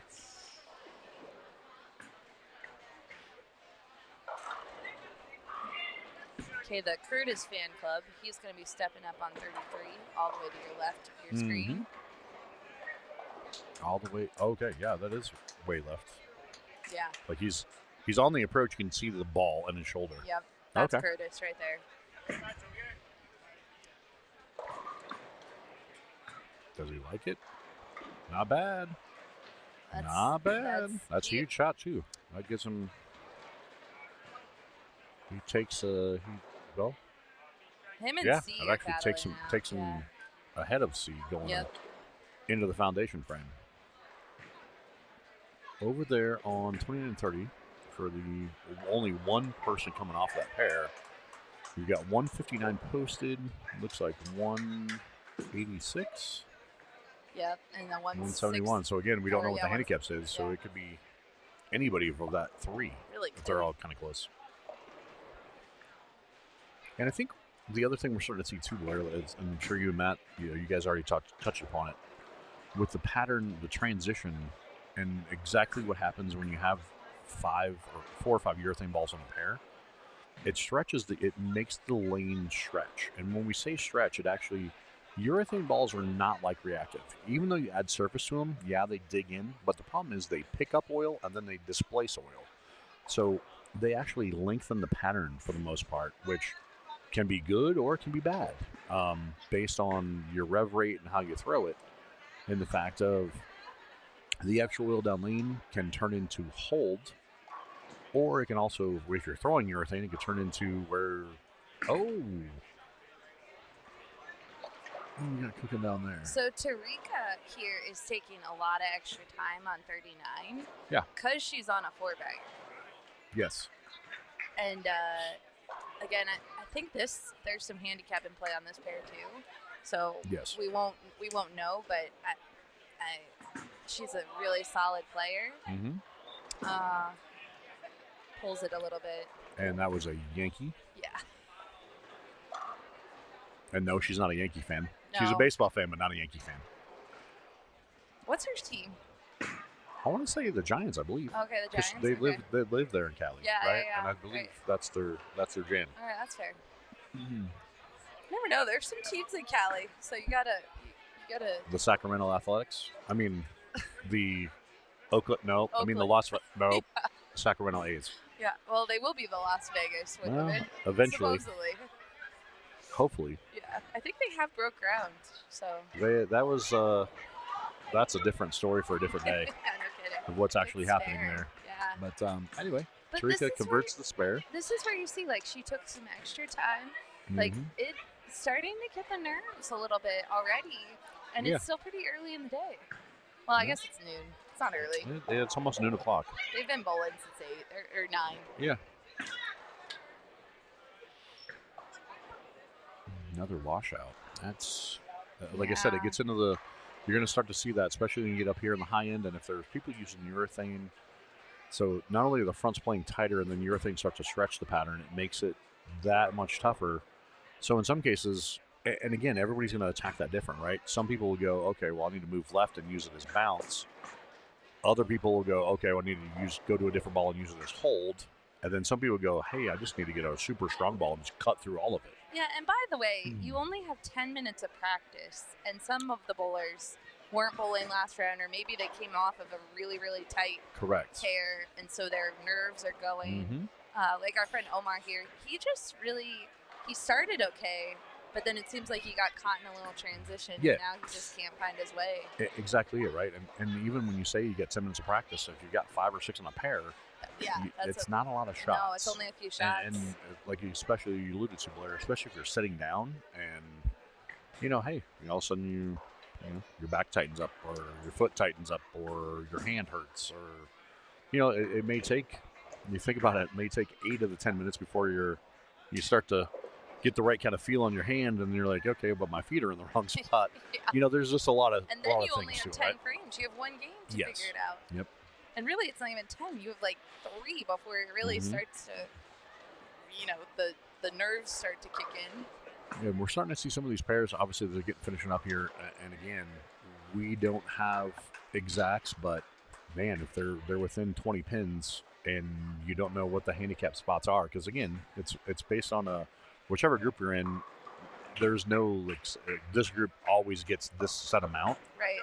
You could be in the same division, but everybody might get it just 1 or 2 or 5 pins different. Sure. Or somebody could be the top end or the bottom end of that window. So, that's a pretty wild shot. High flush, almost big forward. Yeah, there's some wild stuff going on right now. So Tarika, she tugged another one, but she got out of trouble. Okay. Left a little easy spare down there, which is what you want.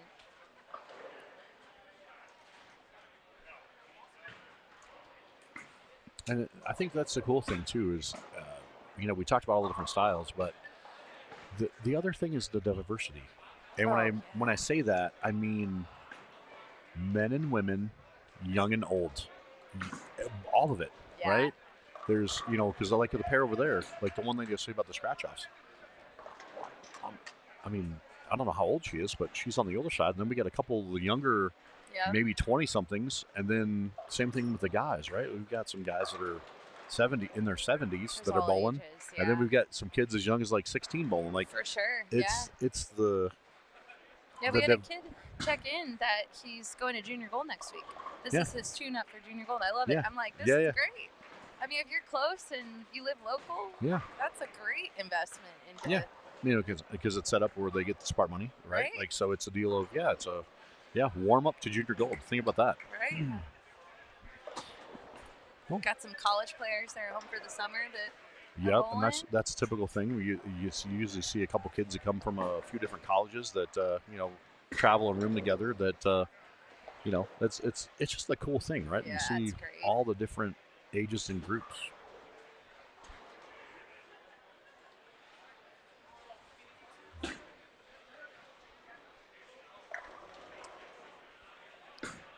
So I'm trying not to be on the black cloud wagon, so I'm not going to say anything about 33 and 34 that's entering the 10th frame.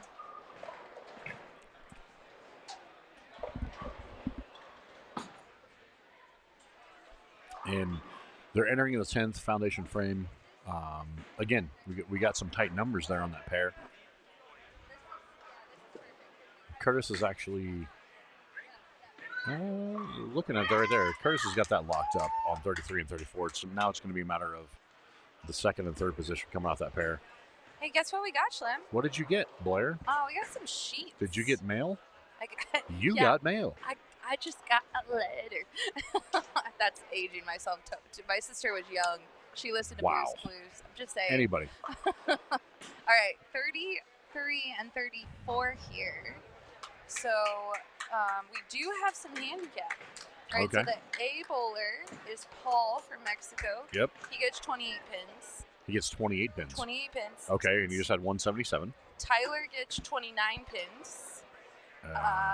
Actually, let me take this back. So the handicap on this pair is between 28 and 31. So we're really that was actually a pretty tight one. Yeah, okay. We're only really dealing with 2-3 pins max. So we got Paul, Tyler, Martin, Curtis, Tino and Rodney. And Curtis is shooting 240 scratch. Yeah, and he has 28 pins. So he is definitely the he is it. leader off that one, but then you got the other two coming off there. So it's going to be tight, right? Yeah, so because they're all within 2 pins. So the Martin, Tino, and Rodney all have 31 pins. And the reason I say that, folks, is the fact of the DNF bowler are within 10 pins. One has a spare up on the 9th, but the D went 9 out, 7-2. So if that trend stays, they don't beat the 177, so they're not going to have enough, right? Like, so we just got to wait and see how it plays out there. So Curtis is in. Let's Yep. where Curtis is in. So Martin, Tino, and Rodney, which is E, D, and F. Those all have 31. The Paul A and C have 28 and 29 pins. So who are we looking at? We got A's eliminated. Paul's eliminated. Not necessarily. Depending on what DNF you're right, here. You're right. Yep, because it's 3. I forgot. Oh, My bad. Yeah, There's see, 6 there you go. players. He just went open, and now he strikes the first shot in the 10th. So, yeah, I mean, he now passes A. So, but it still depends on what F does. All right, 35 and 36, which is complete. Yep. These all are close, too. These all are within. Yeah, this is great. So, actually, there was only a 2-pin swing at most. E player had 34, Nicholas. And he had the highest. He had 177, which was a high on the pair. Yeah. So that means he advances. And then you only get one more. So D player had 172. And he's Ignacio. He had 33 pins. Okay, so those two advance. Yeah, he's advancing. Yep, so over here. So that was Dwight's second. He just doubled. So he can post 208. There's a 224 up there, and then looks like 202 for the B bowler. So it's because 2's coming off that group. So it's a matter of whatever the sticks are there. So 39. Oh, sorry. Go ahead. He needs a count on this for scratch to beat the B, and I don't know what his handicap is down there on 43 and 44 with Dwight. So 39 and 40. I think Tarika advanced because I think was 10 back for Dwight. So he shot 208. So hopefully he had enough in his spot over the 20. I can't tell. Look at it. Was 203. It looks like he did because he gave it a fist bump. Oh, maybe not. Or frustration. Yeah, it's hard to tell from Dwight five holds pairs. It all together. 5 pairs away. Yeah, I think Tarika advanced. She had 208. She was the high on that pair. And that is another pair that's only couple at pins max. apart. Okay. Colin actually had the most advantage. He was 4 pins. And he was the B bowler? A bowler. A bowler. Okay. Yeah, the B bowler had 185. Tarika had 208.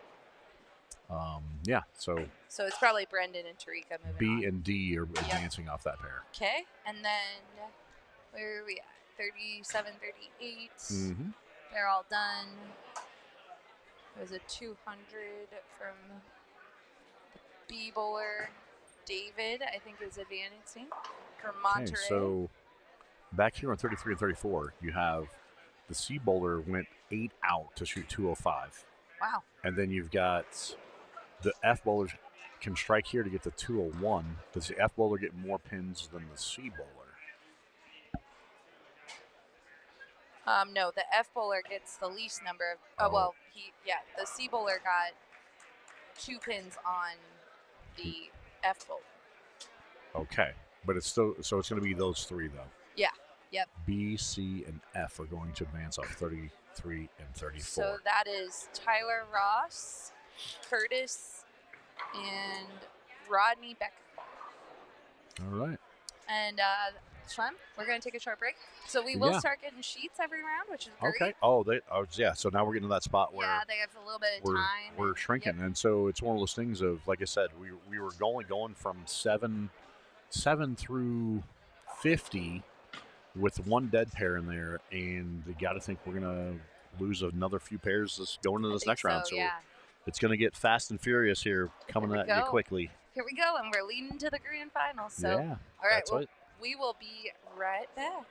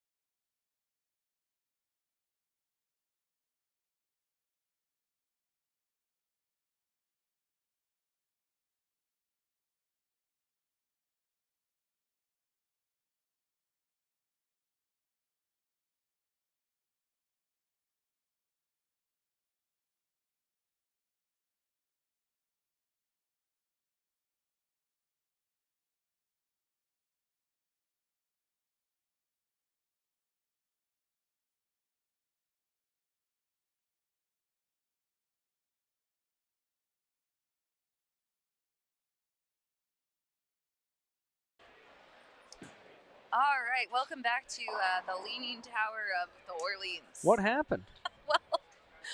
Well, What happened when I left? it was my fault. I leave just, for one round. just moved it. Hang on, let me move it again. Oh, and I just... Oh, you knocked out my monitor here. Now I can't. I'm about as blind as Ray Charles. This is going really well, guys, in case you're keeping track. Actually, it is going really well because they're really whittling down the... We're flying along here. All right, there we go. That's a little better. That looks better. All right, and we can see all three pair that are... anyway, Leaning Tower of the Orleans. All right, so here's what we got. I always said this place was crooked. Exactly. Nobody wins downstairs. We love the Orleans bowling palace, though. The bowling casino, resort, spa, bowling palace, and gambling hall. Okay, here's the situation we have going on, though. 31 and 32, which we can see. This is the senior division. Yep. And there are only 3 bowlers on this pair. We've got Brian Waugh, David Iskinsley, and Dwight Burns. Now, Brian and Dwight, here's a fun fact. Mm-hmm. They've moved on from every pair together today. Wow, that's interesting. Yeah. So they bowled each other quite a bit. Yeah, now only one can move on this round. Yep. So, and there is a little, David only gets 16 pins. I'm sorry, David gets 16 pins of handicap, which is the most. And Brian gets 4 and Dwight gets 7. Yep. So now, moving on, 33 and 34, we have Randy, Keith, Luke, Willie, and Don. This is also a senior division. There are 5 on this pair, so 2 will advance. And we do have some handicap there, too, that we'll address as it gets closer. Right in front of us, 35 and 36, that's a scratch pair. Yep, we got Big Bad Dan Hall, Bowler's Mart. You've probably seen him on the interwebs. We got Kyle Duster from California, Steve Villanueva. He's a local here, fan favorite. Dominic Tadiello from New Caney, Texas. And a good friend of mine, long friend of mine, Joel Reynoso. He's another local.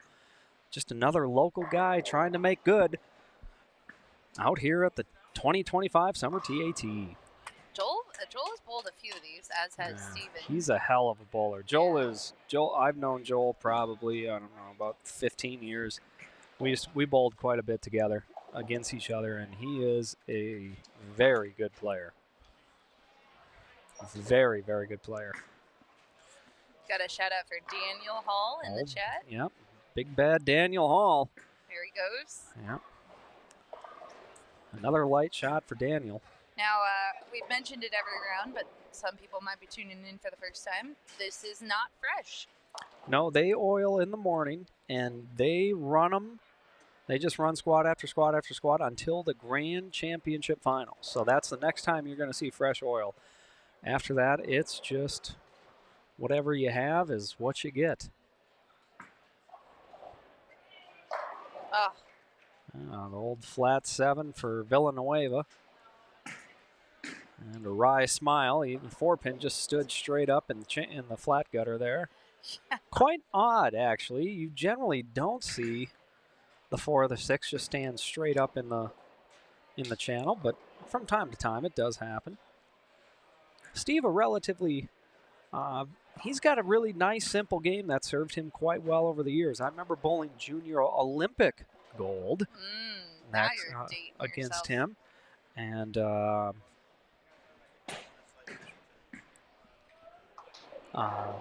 I see I black clouded him. I said he is a relatively good spare shooter, and he go aheads, and that's probably the only 7-pin he's missed this month. You know, though, I will say he has the coolest shoes in the building. He's got those new speed dial racers. Yeah, those are pretty cool. That aren't even really readily available yet. Yeah. They're going to be readily available. They're available through distributors right now.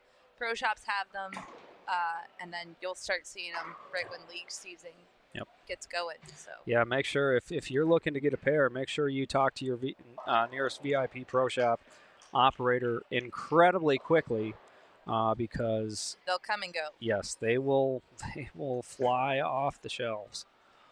So we got some interesting styles here in front of us. We got Steve the lefty. He's just trying to go up and at him.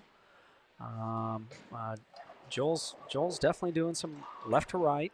Now, of course, we watched earlier, Blair, left lanes for the right-handers. It's going to hook early and want to bail out down lane. So that's going to be obviously the trick for everybody to master is who can master the left lane. I feel definitely has the advantage. Got some, it's just going to be seeing how people tend to attack this.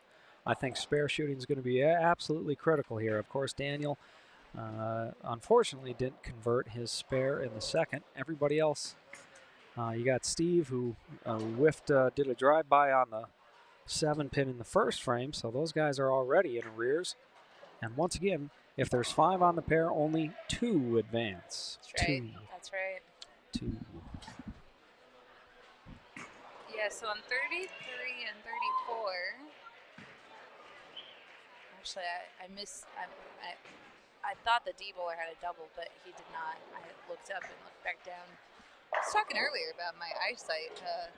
If you need an eye test, any bowling center will do the trick. Oh, it will definitely test your vision. Absolutely. Yeah. Nice shot by Steve on 36. Now, when I talked about things doing things for the right-handed bowler, Steve, as a left-handed player, his tight lane is going to be 36, so you'll see him probably playing a little further right on 36 than you will on 35 because 35 tends to hook more overall. 36 is just going to hook a little more closer to Steve and then lay off, and so he can kind of play what we call a high hard one shot or just kind of up and at him and try to take a little bit of that tight back end out of play, get it to lock up quick and get into a roll and kind of just jam it in there.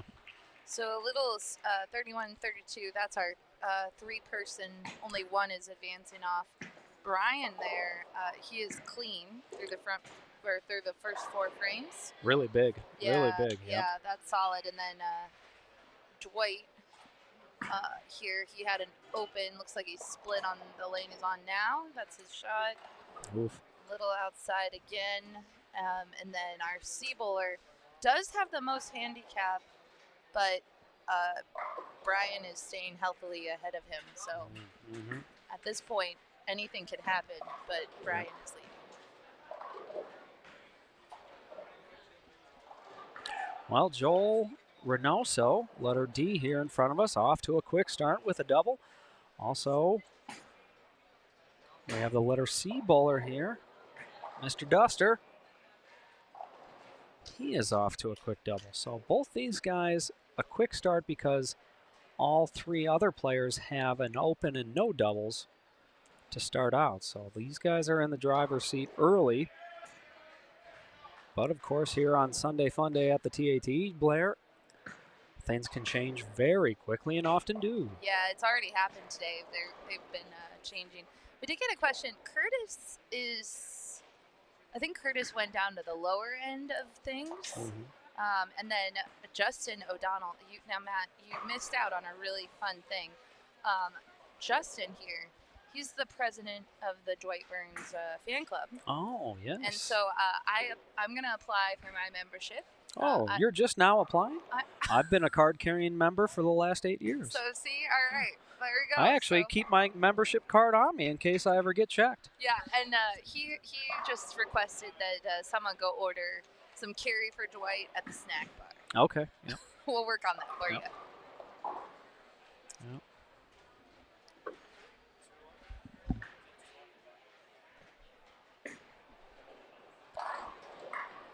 Well,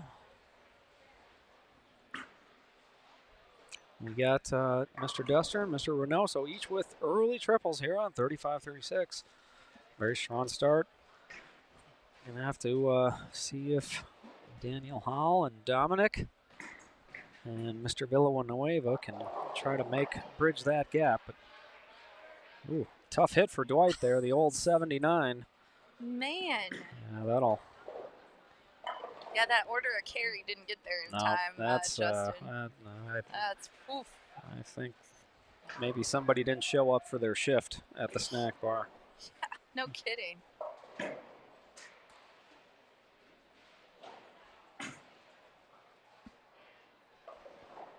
All right, so 33 and 34. Let's see what we got going on here. Now, this one has, there's not a whole bunch of difference in carry.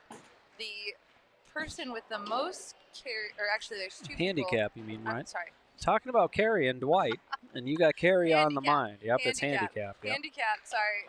Luke and Dawn, those two are leading the way with 24 pins, and they are the E and D bowlers. C, Mr. Keith, he's got 22 pins, and then Randy A and Willie B are 16 pins apiece. Yep. So pretty tight there. Oof. And tight little match we got going on. 6-8 for Steve, and that's going to be 2 opens in 3 frames unless he can find a way to slide the 6 into the 8 there, which is very doable, but definitely is a little trickier with where we're at now in the tournament with what's going on. And that's kind of just green light for Duster and Reynoso. I really think they're doing the right things on this pair, too. I feel they're in the right part of the lane. They're doing the right things. They got good ball motion. Just a little wide right there for Duster, but only leaving the 8, so definitely makeable. Well, well, Steve's pacing 170 for a 3. He's going to have to try to figure something out here. That's a better shot. On 35, off the flat 7. But also could be indicative of, you know, he just doesn't maybe have the right ball, or he's in the wrong part of the lane, or both. You know, when you leave a weak 7, you try to let the ball get into a roll a little closer to you and get higher into the pocket so you don't flat 7 and then you 6-8. That's a tough place to be. So Brian down there, he did not convert the 310 and leaves a little opening, but unfortunately, Dwight left himself the baby split too on the left side, and does not convert it. So the opening that Brian just kind of gave him doesn't really help anything. Nope, just gave it right back to him. And he's through 6, he's leading by 35 pins. Yeah. So with only a few frames left, unless our C bowler here, David, does something. He does have 16 pins on his side, but and that was a good shot. That's a strike. That's a good strike there. Never say never. Well, you know, just like I said, the winds of change can show up out of nowhere here at the TAT on Sunday Funday. Speaking of Sunday Funday, if you attended the TAT, you got to get one of these amazing. Here, let me turn on your camera over there so you can model it. I'm going to model this cup, the Gremlin Cup. All right, there's your Talking camera. about our new Gremlin. It's right in front of you. Right here. Look at this. I'm looking at it. I can't see myself. It's right there, to the right. Yeah, I know, but I can't see me on my monitor. Little square. To the right. Oh, there we You're go. Tiny. I'm sorry. I was slouching over because I didn't think I was on camera. All right, here we go. So anyways, if you attended the TAT this year, you got this great commemorative Gremlin Cup. And we got, who do we got on here? Chris Schlemmer. Look at that. Pretty cool. And we got the Gremlin there throwing the new Gremlin ball from Roto Grip. Once again, that's going to be available later this month at your nearest Storm VIP Pro Shop. But speaking of fun day, I think I'm going to throw a little ice in this and have myself a nice beverage at the conclusion of the tournament. So just another perk here for coming to the TAT. You never know what good merch you're going to walk away with. I need to get a little stack myself. Absolutely. You know what? Sharing is caring. Here's 2 to take home. There we go. Thank you so much. I'm going to take a couple home. Yeah. And so that way, when I have neighbors over, we'll drink in Roto Grip cups. They'll love that. You do need a gremlin in your life. You do. You got to have a Gremlin cup with Schlem on it. It's true. One of a kind. Yep, so Schlem's going to be in my house. All right, good stuff. Well, how are we looking on the senior match there?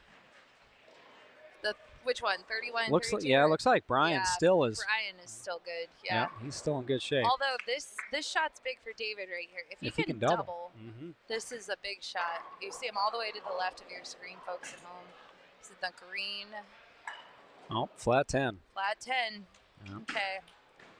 Brian needs to fill frames. I think that's where Brian's at. Yeah. I wonder if our friend Shauna Strauss is watching. I know Brian's her buddy, so I'm not sure if she is watching from home. Yeah. And folks, if you're ever wondered about the environment here at the TAT, it is standing room only. I mean, there is a huge crowd in the back, rooting people, rooting their friends, rooting their people on, rooting people they got put into the tournament, rooting everybody, somebody. It's an exciting atmosphere. Oh, Brian with the big strike. Ooh, that's just going to be Duster here on 35 strikes, so he's got triple spare strike. And Reynoso has the front four, and these two gentlemen are in complete control so far of this match. But more importantly, in complete control of the pair. I think they're doing the right thing. Of course, as I say that, Joel, a little pull on that, leaving the 3-9, which on this pattern is really no gimme, because if you get the ball to the right, it tends to want to hang out there. So this could be a bit tricky of a spare for him. So on 33 and 34, Keith and Willie, those two are currently leading the pair with our D bowler here, Don, just right behind, Don and the A bowler, Randy. Those two are chasing, so it's really too early to tell on that pair. Except that was a big open for Don. Well, and letter C has open four-bagger. Yeah, right. He is. That's Mr. Keith. Yeah. Good spare there by Joel. Yeah. Very good spare. I wouldn't want to shoot that one on this pattern. I'll tell you what. No, thank you.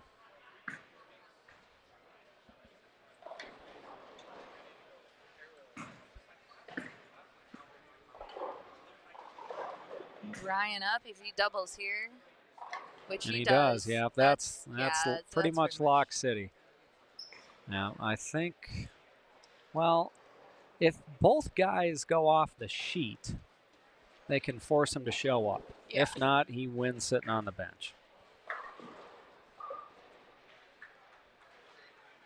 So this is the tougher lane for Dwight, because on the left side, the right lane likes to hook early and labor. Good He shot. got it down there. Yeah. Good shot. It's a double for Dwight, too. Yep.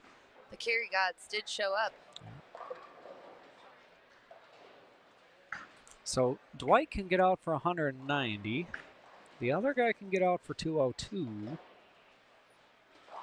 Brian is pacing 190. So like I said, they can make them show up if they get them all here. But they have to be perfect. Well, and remember that David has another 16 pins. Oh, that's correct. Yep. So. Well, David, strike here. Oh, that's huge. Huge. Yeah. That is huge because, Brian's got 225 out there. David's got 202 plus his 16 pins. And so I will tell you the difference between David and Brian is 12 pins. So. Okay. Well, really here's Brian. He needs this one. Uh-oh. Oh, no. This is the 3, 6, 9, 10. Well, and I just told you how I won't want to shoot a 3-9. I really don't want to shoot a 3, 6, 9, 10 on this. And this is the 10th frame. Oh, Brian. Yep. So if he spare strikes, that's 201. And that's a 7 pin. He's got him. Yep. So Dwight's mathematically out of it. He's eliminated. 189. Yeah, that's not going to be. I don't think that's going to be enough. I don't either. I know. I People can, if everybody splits in the 10th. Oh, he made it. Brian made it. All right, Brian. Not job. how you draw it up, but he made it. Scoreboard is indiscriminate, Blair.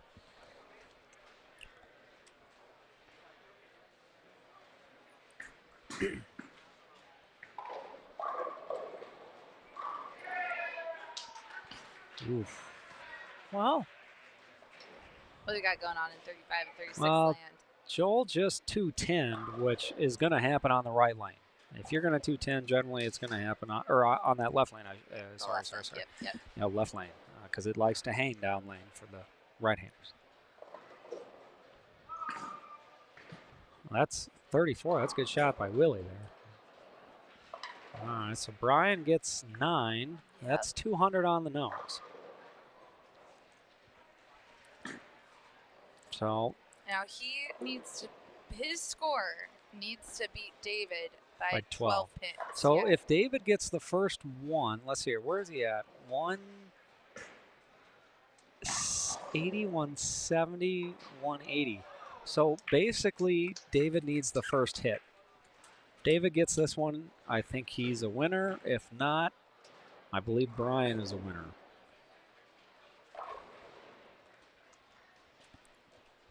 Oh, Joel Reynoso just made the 210. How about that?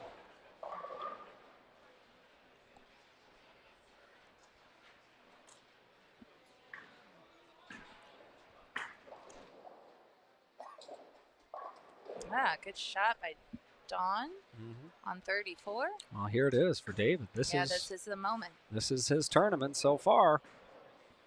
Miss and go home, make it, and stay around. No, not to be. Not to be. 180, 192. Yep, Brian's a winner. Brian is a winner. Yep. And David is one of our friends from Mexico. Yep. So, big trip for him.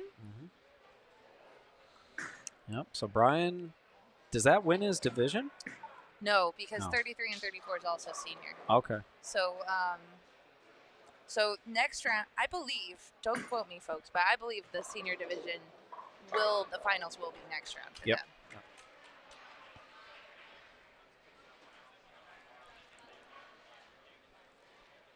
And I wonder, is this the this isn't the finals for the scratch, because 2 are making enough this pair. So.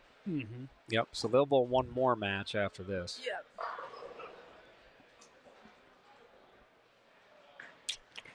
And still, Mr. Duster and Mr. Reynoso are in pretty firm control of this match. There's you never know. Things.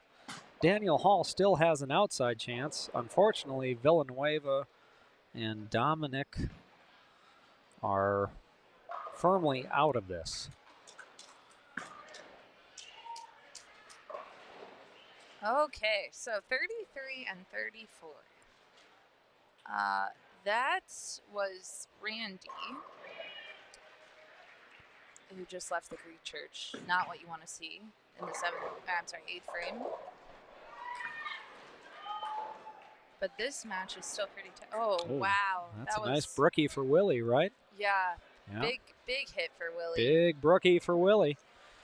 Old runaway brook. Sometimes it's not about how. It's just about how many, Blair. That's right.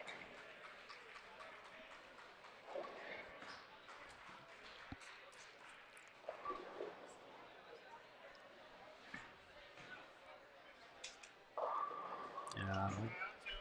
Well, that's okay for Duster. Just keep your nose clean here, dot I's and cross T's, and you're going to be just fine. You're going to be bowling Reynoso in the next round. True story. I think Daniel's battering ball reaction, his ball looks just a little too slow down lane, and Steve's pacing 160 and Dominic's pacing 150.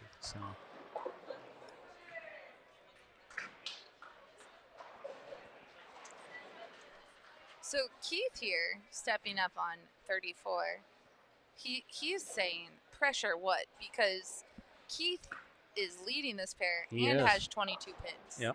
Yeah. So he's pretty solidly in. Oh yeah. He's got a big string going here. Yeah. Yep. Yep. I like what he's doing. He's just kind of going up and at him. Looks like he's got I think that's an Attention Star and an Attention Star S2 in his hand. One of the two. It's hard to tell from back here with the lighting. Yeah. He might have that one looked a little quick maybe. Yeah, I just don't think he caught it all with his fingers, because the right lane does hook more overall for him. So I would just imagine he just didn't catch it all there. Picks up the spare. So I really think this is a battle of one spot Yes. left It on is. 33 and By 34. far. Yep. There, Steve finally strikes on the left lane. He says, "Oh, it Fist was. bump. I wish I would have done that 8 frames ago."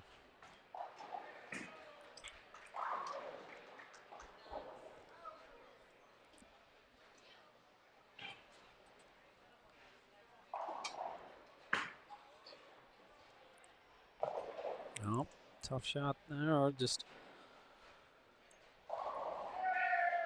that pretty much seals his fate.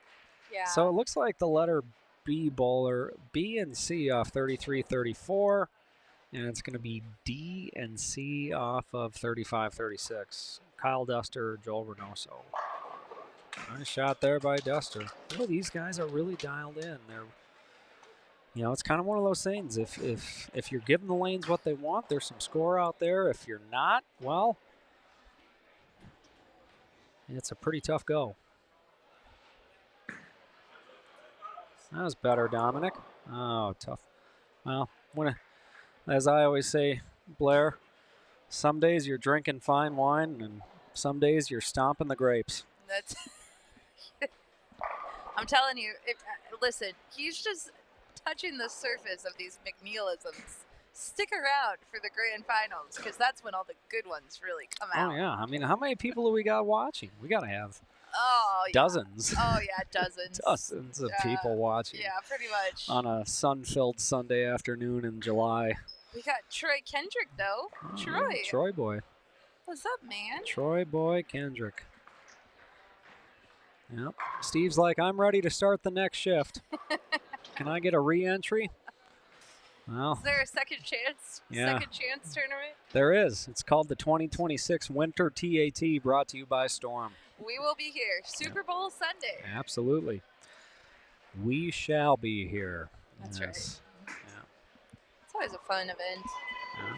So looks like Willie is going to make himself a spare here. Oh, no. Oh, my gosh. I'm black clouding everybody. That was me this morning. I'm glad to have passed the torch. Okay, so now what do we got going on? Well, Willie, 183. Yeah, he's still in good shape, I think. Yeah, he's got 16 pins. So who's next after him? So we would have, be letter A can get out for 193. Letter A. And letter A has the same handicap as Willie, so he has no pins on Willie. Yep. So he could force Willie to mark. Yeah. Yeah, he could force Willie to mark. And letter D, if he gets out, it's 196. Letter D. Letter D does have 24 pins. Okay. So. Oh, I think that's the dreaded 2-4-10. So it's really down to Willie and Reed. Now letter E can get out for 192. So we'll see who I can black cloud next.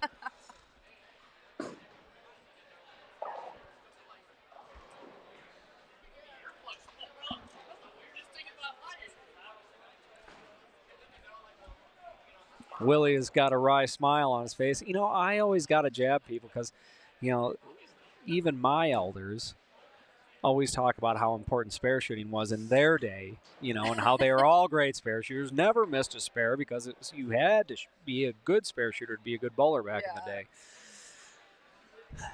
So Willie had a wry smile and gave me a wink, because we always talk about how the kids aren't very good spare shooters these days. Yeah. Well, good shot by Daniel Hall. You just never know. He can get out for 224. Never know. I mean, Joel's pacing 230. Duster's pacing 220. So never know. It could get interesting here. Could get interesting. That's a good shot by Joel. That's kind of putting the padlock on the door. Not one of those cheap padlocks you get in a machine, like one of the really good heavy-duty good ones, yeah. Heavy-duty ones that you can't, cut off with a bolt cutter. Yeah. All right, so letter A on 33, 34 isn't getting out. So that's 182 for him if he goes to the wall. So that Yeah, so, okay, Willie's in because everybody else opened. Yeah. I talked they could force Willie to mark. No, Yep. they all Yeah, opened. no, Okay. you did cloud everyone. Oh, Yeah, boy. that whole pair Yep, is I going clouded to them all. come and say, Matt McNeil, what do you have to give us I today? started talking about him. I got 4 opens in a row on 33-34. Stay hot. Don't go down and gamble, Oh, Matt. my gosh, Like, I tell you would, what. I would I hit a not. 4 of a kind this morning Well, okay. on a good. dollar machine. It's pretty good. Yeah, that is pretty good. Yeah. Oh, no. Oh, jeez. It just, when it rains, it pours. I tell you You're what. still going. I It's think 190. That's enough. it's enough for It's Willie. enough for yeah. Willie. Yeah, 190. Willie he's- is moving on, and Keith. So Willie is from California, Yep. and Keith is from Fort Worth, Texas. Yep. So those are your. They're moving on to the next round now. Here's what's going to happen, folks. We are going to take a short break again. I hope it's a short break. I think it's a short break. It'll be short, yeah. Yeah, and then we will come back with some more bowling action. Uh-oh. No. That was the one Daniel needed, and he's looking at his hand, and I'm like, well, I think that hand got a little squeezy there, Daniel. Yeah. Dr. Grab showed up to operating room 36. Yeah. Josh wants you to give away a Gremlin bowling ball to make you feel better. You know, we gave away 2 during the tournament, so if you were here bowling the tournament, you could have had I a chance. See, that's why we tell you guys. Gotta come show bowl. up. Yeah, come Gotta show bowl. up. You never know what will be given away in Get February. some swag. Who knows what Yeah. we'll give away in February? Oh, I mean, I tell you what, I hope we bring back the storm screwdrivers. I mean, yeah. you want to talk about popular. Oh, Those are, yeah. yeah, those things flew off out of the booth. That's true. They do love those. And I always carried mine in my backpack, but you know what? In South Korea, if you go through the airport and you have a screwdriver, they take it. It's contraband. Oh, no way. Yeah, so they took my last storm screwdriver. Man. End of an era. Lesson learned. Yep. Golf tees. Golf we have tees. had those before. Those are popular as well. I use those all the time. Yep. I use the storm golf tees. Those are good ones. Yep. Give them to the guys I play with. Here. Courtesy of Storm. Nice. Go get a bowling ball. That's right.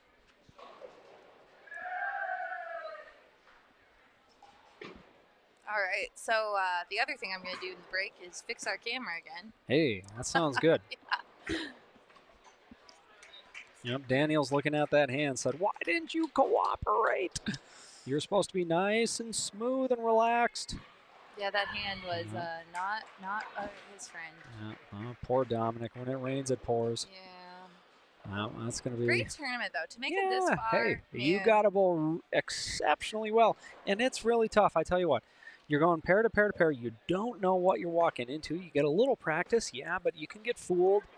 And it's just what happened to Dominic, unfortunately. Well, and, you know? and 10 minutes sounds like a lot, but as Schlem pointed out, it's a couple shots. Yeah, it goes by very and quickly. if you're in the senior division, your body may not be cooperating with you. The breaks with are tough. Yeah, the starting and stop. Yeah, I see a lot of them not sitting down because they don't want to stiffen up. So I think we're going to have a barn burner between Duster and Reynoso next round. I tell you that much, though. yeah, stay tuned, folks. Yep.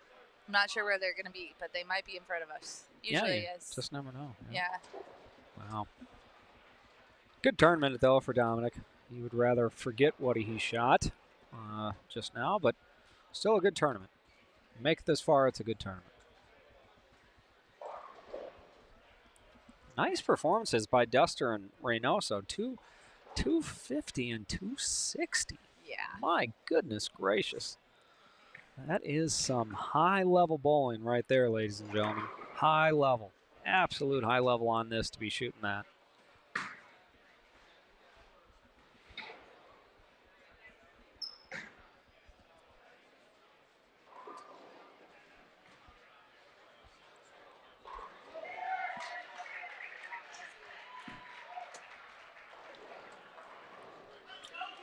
It's a great shot there by Big Mr. Joel Reynoso.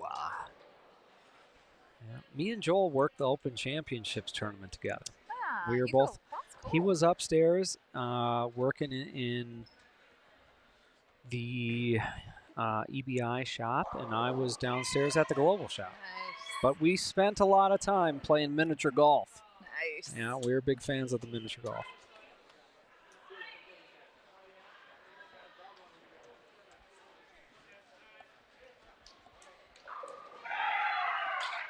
There's something going on down there. You can hear the crowd in the background. You got someone remembers Yep. 2013. JP Kaina or Kaina. Sorry, JP, if I get that last name wrong.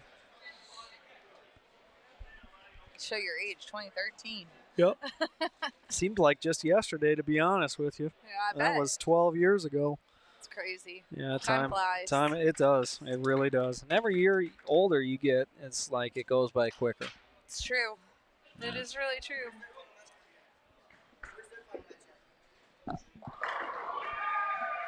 All right, so All right. we're gonna on that note. Should we let's let Steven finish? We'll let him have his 10th frame. He's had a double. Yep, he's gonna fill it up. fill it up for 100. A crowd pleasing 172. Oh, we'll just let him have his But moment. he's gonna have a smile on his face after he walks back. Always has a smile on his face. Yep. And Yep. there it is. Yep. All right, we will be right back, folks.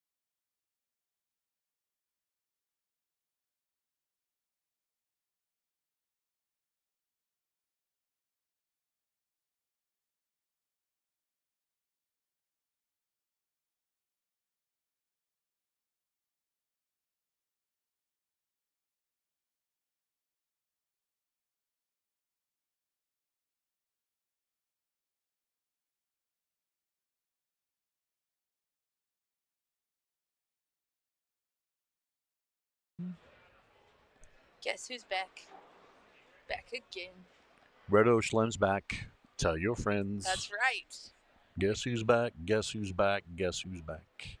Hey, we're back. We are back, and we've got some finals coming our way Some finals. this round. And we were just discussing off camera. We've got 3 that are going to finish this set, and then we're going to have another round down here from the handicap because we still have 3, 4, 5. We still have 10 players in these other handicap divisions down here.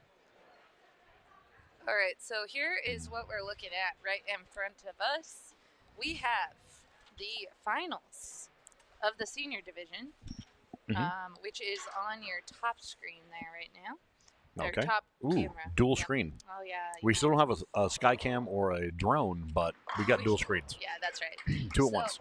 So that would be Willie is up on lane 36. Keith is up on 35, and Brian is on deck back here. We did just see them all qualify off of their, not qualify, but move on. Advance. Thank you. Advance from 33 and 34. Okay. So now they're bowling. This is the finals. One survives. To make it to the grand finals, which is going to be, like I said, we have another round coming after this because we've got extra players still in the other handicap divisions. Yeah. And then I think here to our right of 37, 38, we have 2 remaining in the scratch. Is that what we're talking about? It's scratch. Yes, 37, 38. We got Kyle Duster and Joel Reynoso. Of course, those were the bowlers that just shot 250 at each other. Oh, at it. Oh, they not both at each other, but on the same pair to advance off their pair. Oh, wow. 250. Okay, and they both started out with a single strike. Matt McNeil said he thinks this is going to be a shootout. Yeah, okay. We'll see how it shakes. Yeah. So anyway, so we got that going up on. And then we also have one more division, which is just off camera. And Schlem is going to be giving us some score updates. Yeah, because I can see past the pole. Blair has a pole in her way. So. Yeah. And 29 and 30, we have Robert Morris and Javier Morantes. All right. Mexico. And Javier starts with spare strike, and Robert Moore started with 7-2, so he has 9 in the first. Now here's the catch down there. This is also the finals of the 169 and under division. There is a 13-pin swing down there. So sounds good. Yeah, so we'll keep you updated. And Joel just sent the bird dog in front of the 10 over here on the scratch pair. Great start. That's what we like to see. Here's Brian. Has got the first one, and that is a 7-10. Tripped it. Got it. I saw the 7, and then I saw the glimpse of the 10, but yeah, it's got the double. And so for those of you keeping score, again, they're off camera, off in the distance, over on 41 and 42. In the 190 to 215 division, we have Marco Gillen from Texas, Andrew Navarro from California, Minoru Hada from Mexico, Juan Ortiz from Mexico, Anthony Pasqua Sr. from Sacramento. And over on 45 and 46, we have in the 170 to 189 division, we have Noel Sosa from Winnetka, California, Ignacio Diaz from Mexico, Tarika Onishi from Menifee, California, Rodney Becker from Kennisburg, Colorado, and David Cantu from Mexico. I guess it would be Cantu. Cantu? See. We are watching Mr. Duster here on 38, but then I do want to remind folks the senior division is handicap. So Brian, who's up here on 35, he has the least amount of pins to work with. So, and Keith, who is our C bowler, just a bit outside. He has the most. Okay, so we'll see how this shakes out. Yeah, so just letting you. And both these guys are clean through 2. Oh, well, where Brian? Brian's got himself a tough one cooking. Over there on 29 and 30, Robert Morris went open, strike, open. So he's got 35 in the third. And Willie just said, yeah, I'm good. I'm going to turkey. He's got. There we go. But let me go back. He's got the front turkey. I want to see if Brian picks this up. Let's go. Come on, Brian. Slide it up. Oh, runs it down like it's his job. You know, Brian's friends with our friend Shauna Strauss. Yeah. But I think she's up in the mountains somewhere because she's not in the comments, and she Okay. would be cheering on. She's busy. She's like That's out okay. of cell service. You're entitled when you're in the mountains. Yeah. Over here, we do have some variations as far as the down to our right, 41 and 42. The lowest handicap coming out of that 190 to 215, the lowest amount is 8 and the highest amount is 24. Yeah, so see, we'll lots see of how that variations. shakes out. And down on 45 and 46, the lowest amount is 27 pins a game, and the highest amount is 39. Somehow the screen in front of me just blinked out, but blinked back I on. think it was the camera. Okay. I think it glitched a little bit. Okay. So. Well, I can see your little cursor thing, but it blacked. Oh. It popped back. So I think we're good. All right, we're good. All good. All good. Not that I'm seeing it here because I'm looking at out in front of us in the screens. Yeah. And off the request line, we do not have any other pairs far away that we can hit you on the request line here at the old TAT. This is not Total Request Live. Nope. Sorry. Total Request Live. I remember that show. It was so good. Now I'm dating myself, but TRL Wow. was Yes, my jam. you did. We watched it every day after school. Yeah, that's it. That's what's up. All right. So here in the scratch, we were thinking it could have been a strike. Well, it's early, right? But strike, spare. Now strike, remember, 37-38 has been a tricky pair all day. Okay. So that one, 35 and 36 was kind of nice. I say you just said these guys bowled two. These guys were bowling, or was it 250 here, or yeah, was 250 it next door? No, it was 35 and 36. Okay. The seniors were bowling on 33 and 34. Oh, okay. I'm sorry. They most of these guys came from 31 and 32. Okay. But the scratch bowlers were on 35 and 36, which I think is a nicer pair. Just the way that bowlers have broken it down, right? We've had the luxury of watching these pairs in front of us all day long. So absolutely. I happen to know that the first group on 35 and 36, remember that was Brooke. Yep. She used some surface to the outside. And everybody played out. They all played out. They were all kind of what a nice. coincidence! 2 of the 3 seniors here play out. Yeah. Naturally. Brian obviously is a little bit different style, a little bit higher rev rate, so he's left of it.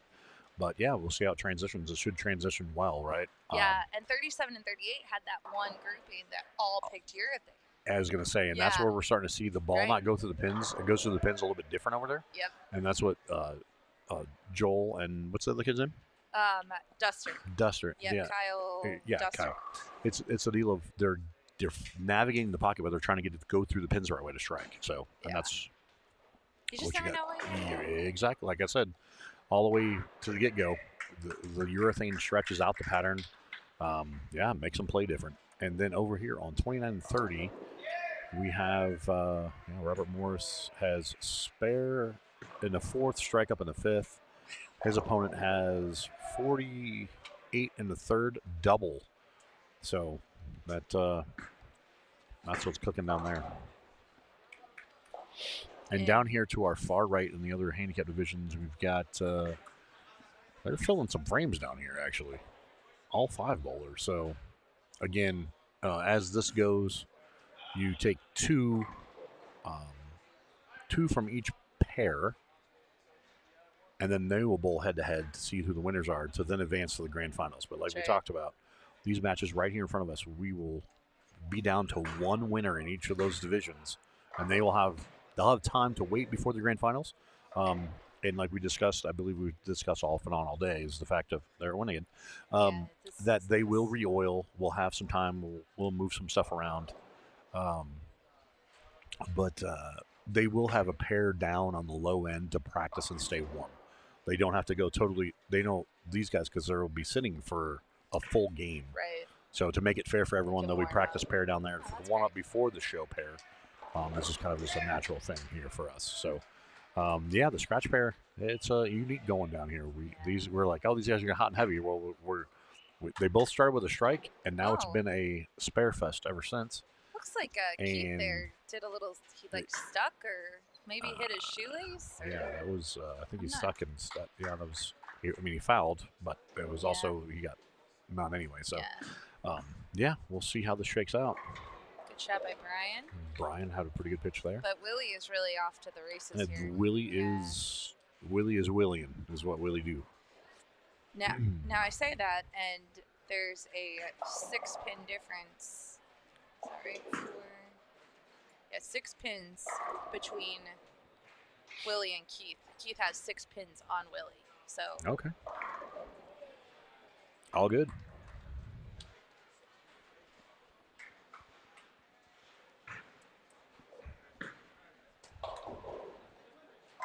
You like that one? Oof, That was I like solid.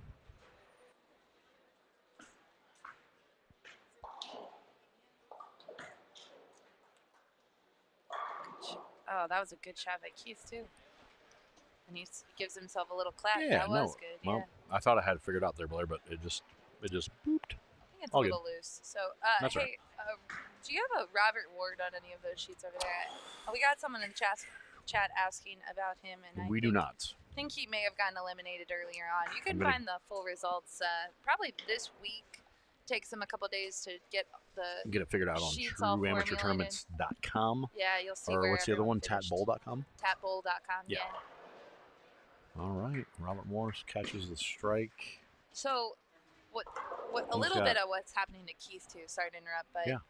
he just opened again. Ooh. So Keith has, remember, the most handicap. Ooh. And I think it trips was- the 2.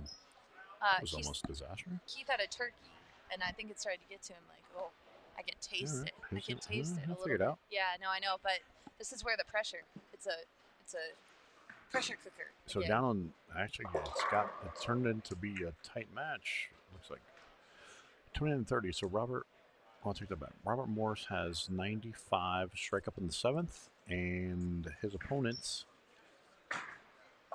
is gonna have it's a strike. So he's got 117 strike up in the 7th.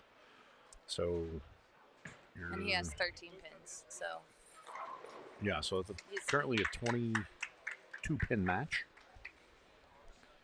Willie catches another strike. So 3-bagger, spare, double. Oh, tough break on the high flush hit, leaving the 4-10 for Keith. So he's looking. He's got something popping in his hand, I think. Shaking his hand. Oh, hey now, unforced error in the scratch division. that's not good. He got lucky. He almost 210'd. Again, the urethane factor's coming into play. He thought he threw it good. It wiggled down lane. He leaves a 10-pin. He misses it. So that's him and Joel were going frame for frame, and now that's going to change that match complexity totally. And you can hear the cheering down on 29-30. So he catches the double off the backside of 117 in the 6th, double 7th, 8th. Down here to my right, Brian, pretty good shot there, 10-pin. Down to the right, we're looking in the other handicap divisions, 41 and 42. All 5 boulders are in the match. They're all within 15 pins. And wow, Joel goes through the face and almost carries that, leaving only the 10. And then the other match down there to the far end, which is the 170 to 189. That looks like the B bowler and the D bowler seem to be. They both got a double there. Ooh, as I say that, he's on a double and he 5-pinned. Okay, the D bowler. That would be Mr. Cantu from Mexico. And Joel runs down the spare. Good spare. So, yeah, we'll see how those shake down there, and then, like I said, they'll have to move them our way, I believe, for this next round I think so. before we get to the grand finals. Willie converts a spare there. He's got 167 spare up in the 8th, so he's got a 17-pin lead going into the foundation frame. And how many pins is these guys getting? Well, Keith gets 22. Okay. Willie gets 16, and Brian gets 4. Oh, So okay. So you said Willie gets 16? Willie gets 16. Yeah. Okay. So the difference between Keith and Willie Oh, is that there it is again. what we get. His opponent tripped the 210 to leave only a 10. Oh, Joel jeez. just 210'd. So the urethane Is in effect. stretch has definitely caught that pair and is making it play a little squirrely, as we like to say in the bowling world. Yeah. So Willie has 12 on Brian. Oh, okay. But, yeah. But Keith has 14. No, I'm sorry, not 14. He has 6 on. Keith has 6 on Willie, but Keith. Joel gave it a run. He gets only 1, so an open frame as well. Keith is falling behind. Is all I'm going to say. So I think it's between Willie and well, Brian. if you tack what 22 on, is that what he gets total? Yeah, but yeah, he's 20. only 6 different than Willie. And Willie just goes through the face, and leaves only the 610, so he gets out of trouble. Yeah, he doesn't have 22. He just has 6 on Willie. And down on the 29 and 30 in that match, so they're already in the foundation. They're actually through the foundation frame. Robert Morris has 144 spare up in the 9th. His opponent has 166 spare up in the 9th. So that's a 22-pin match. And I know that they get different handicap totals there.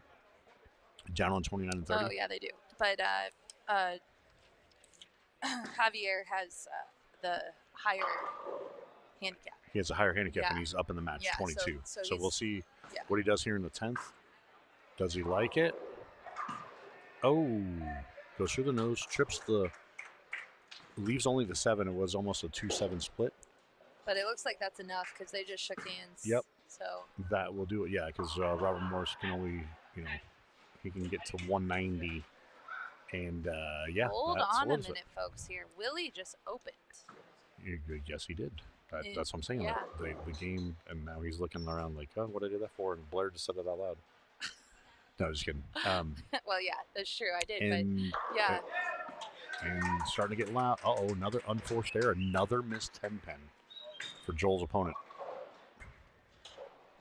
Okay, so Keith is eliminated. Yep. It is just between Willie and Brian now. And we'll see how this plays out. Tarika catches the strike down there. That gives her... Oh, she's got a 3-bagger, so she's in that match.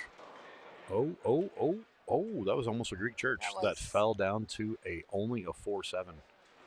It's getting wild and crazy here at the old Orleans. Yeah, so Brian can go out for 207.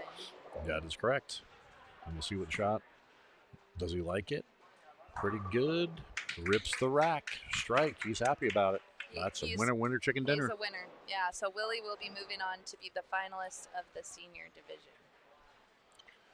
And as we said, we have down in the other, so we've got 29 and 30. Who's the winner? Yep, Javier Morantes. Okay. Is the winner of the 169 and under. Yep, he's moving on. Yep. Yes. Yes. All right. He's moving on. And then Willie King is the moving on in the seniors. And I tell you what, here on the stretch, who knows at this point. But I do want to give a shout out to Brian here. Clean game. Really solid, clean 207 there. He just couldn't get another hit. Mm-hmm. And Willie had some handicap, so that made the difference. That's what pushed it over there. All right. So let's see if Joel can make the move off that shot. He likes it, rips the rack, gets him right back in the ball game. Down on the high end, we have a few different things cooking. They're only through 6 frames down here, so I'll have to do a spoken play-by-play, I guess. That's the best we can do, unless we can.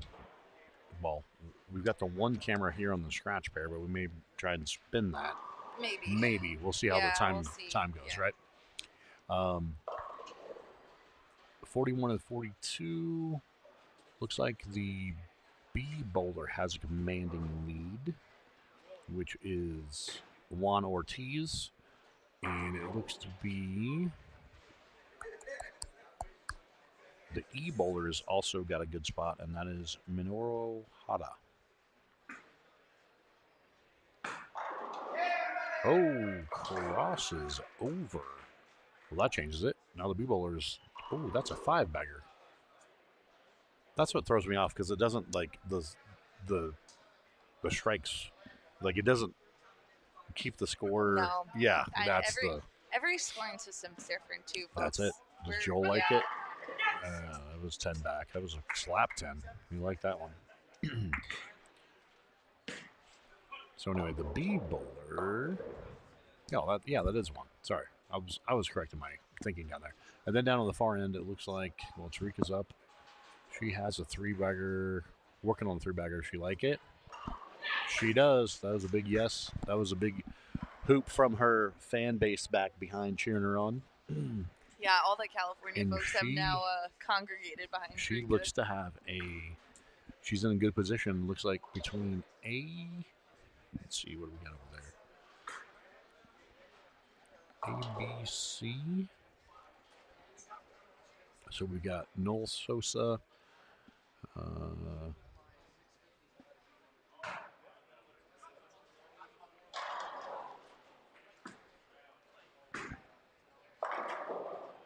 Rodney with a pretty good pitch there down there. Kyle. Okay. So I mean, he got caught in that spot, right? Like they both 210. They both saw that wiggle even on that right lane, and now it's a matter of making that adjustment. And obviously, he made the move, and they 4-pins, right? So that's one of those things of what does it look like? How does it scare you a little bit, right? Because if it's too big of a move, is it going to check and hit a spot and go face? You know what I'm saying? Like for the scratch bowler, it's kind of tough. So as you can see down there to the right, I don't know. What do you think, Blair? Can I spin that? You think? See it. It gets a little weird when the angles change, but you can give it a go. See if it'll bear with us because we don't have a drone. You might have to loosen it at the top there. No. Oh no. I've got the pair. You can see the pins. Oh, you can see the pins. I don't know. You tell me. Actually, too far off the scratch pair. Let's get these guys back in. We'll finish the scratch pair and then we'll have to cut. Yeah. Unfortunately, we just don't. Not enough cameras, not enough everything. So, all good in the hood. That's spread conversion on there. We've got some tight stuff cooking there on 45-06. Like we said, those N2 pairs, we're going to have 2 advance off each pair. They're going to be another round bowled, and then we will have there it is. Tripped it again. Wow. The last time he tripped a 2 and left the 10. This time he tripped a 10 and leave the 2. Yeah, he's just running out of frames though. I mean, if Joel strikes here. Yeah, it comes up at the foundation. It's a crucial spot in the match, right? Like Joel has to throw.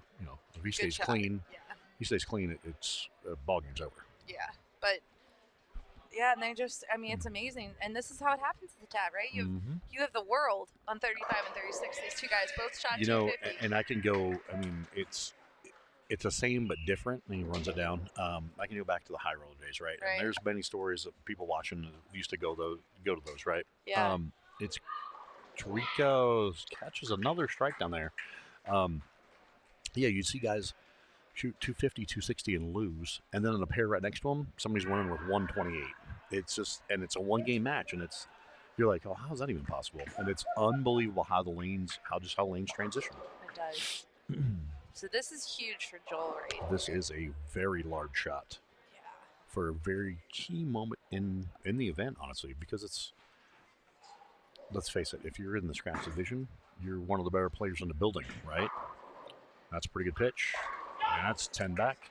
You know what I'm saying? Like he's bowled for money. He's done when you're a scratch player as opposed to all these handicap players, right? And you've mentioned it time and time again. What's it like? And you got to beat people on your pair. Well, you don't have that mentality bowling league or a local event. And then you come here, and these guys, they sign up knowing, hey, I'm tracking down that 20,000, right? And it's just a advanced mindset when you're in that deal, but that's a great thing. And I will tell you, it's been a long time when you look at the I'll take that back. February of 24, Marvin Hale was a scratch player. Bobby in 23. Yep. So a year apart. Yep. And then prior to that, it's a run, man, all the way to Stroker back in 2019. I mean, the scratch division hasn't been the dominant division. Right. Because the handicap, anything can happen. So Joel I think he's just happy to get off this pair at this point, right? Like, and it's really kind of over. Joel for sure. is definitely bowling for he's $20,000. Well, actually, we don't know if he's in the progressive or not. Not sure if he's in the progressive. It's either 20 or 25, and then a chance at another $90K. Shake it off. Hypothetically, assuming he signed up for it, Right. You never know. It's one of those things now where it's getting a little louder, right? And that's a 8-1. Even better bowler. She just has those. There you go. Those guys know each other. They hug it out. It's all good. All right, Shlem. Tariko comes up light down there, so that we'll see what happens. We're going to see what happens. We're going to take a break. We're going to get some cameras in position, figure out where the finals of that division are so that we can show you. So you'll see who makes it out of these matches. The next round, and then... Shout out to Mr. Duster here for his... Yep. Oh, ball change, strike. Yeah, of course. That's how it happens. Too little, too late. But we're going to take a short break. We're going to show a little gremlin video, and then how about that? And just looked up, right? It just happened to be because Joel chopped that spare. But he strikes out. He can get to 185. Lose by 3 because Joel posted 188. Man. So anyway, and especially if he throws this ball again and it strikes. Oh let's see. It's one of those things, right? Right. Like. There we go. Does he like it? Oh man, 10 back. Well, too little, too late. Yeah, and that's just stuff you learn, but right? It is. It's one of those things. And today it was Joel's day, and next time it'll be Mr. That's Duster's, right? That's it. Kyle will be up next. So that is it. All right, folks. We'll get the next round of these other handicap divisions your way here shortly, and then come back. And right after that, like I said, we'll take another TV timeout after that. We'll redress the lanes. And the grand finals for $20,000 are coming to you live from the Orleans here in Vegas. So long.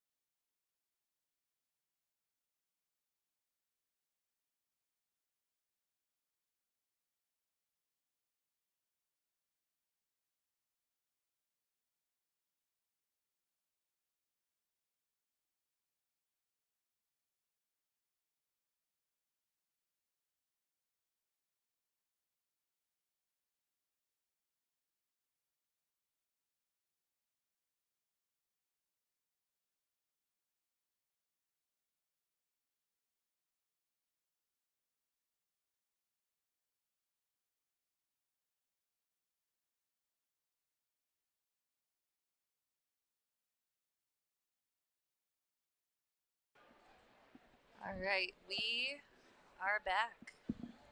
Yes, we are. And if you can hear the sultry tones of Ed Dufek, that means it is action time here at the Summer 2025 TAT, brought to you by Rotogrip. And we are down to the nitty-gritty. The winners of these two matches advance into the Grand Championship Finals, guaranteed 5,000 United States dollars.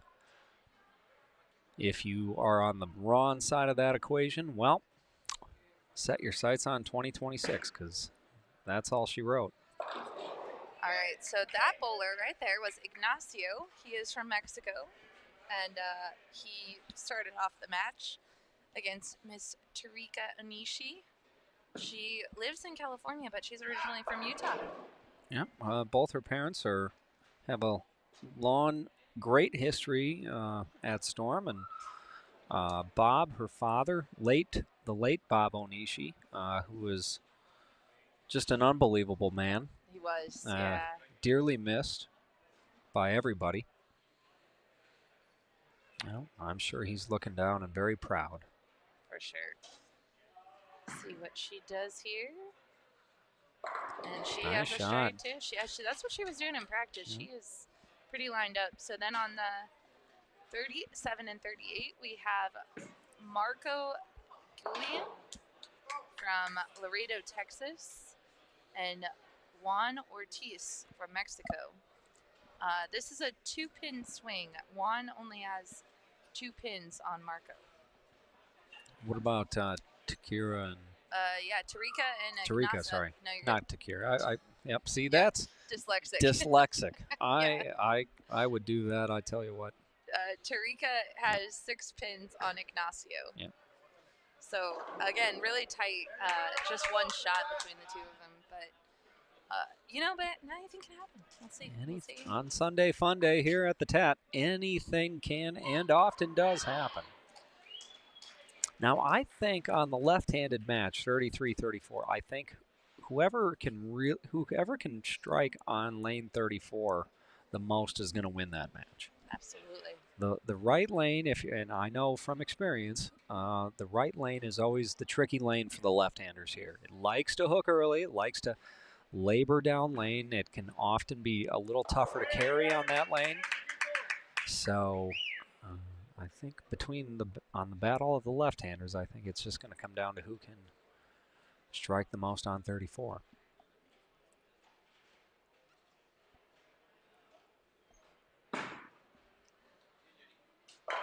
So far, they both start with a double. Both starting with a double. And we got a large contingent here from south of the border, brought to you by Mr. Alex Archundio, my favorite amigo. See? Every time I see him, he goes, "How's your Espanol?" I say, "Mon." Paquito. Un piquito. Un. But I do think it'll be a fun cheering battle over here between the Mexico fans and Tarika's California crew that's hanging around cheering her on. So it's going to get pretty loud over there. Got a good crowd here in the back. They have stuck around all day. We started bowling at about 8:30 in the morning. Soft 7 on the left lane for Ignacio. I love that name. Ignacio. I know. That is a good name. Rolls right off the tongue. Very nice. Oh. Big break there. Yeah. All tied up over there. Yeah, but I'll tell you what. I think the advantage is going to go. I think Marco has the advantage in that match. All right, you're calling it early. That's what my gut tells me. All right, here's Marco. He's on 37. Yeah. Now, even though 37 is going to be the tougher lane of the pair, I think Marco's going to have a little better go of it. But I don't know. I've only watched 2 frames and a little practice, so I definitely could be wrong. Great shot. Yeah.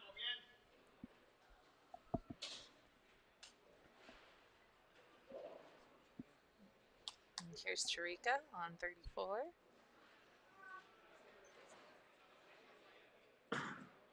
Oh, that's right.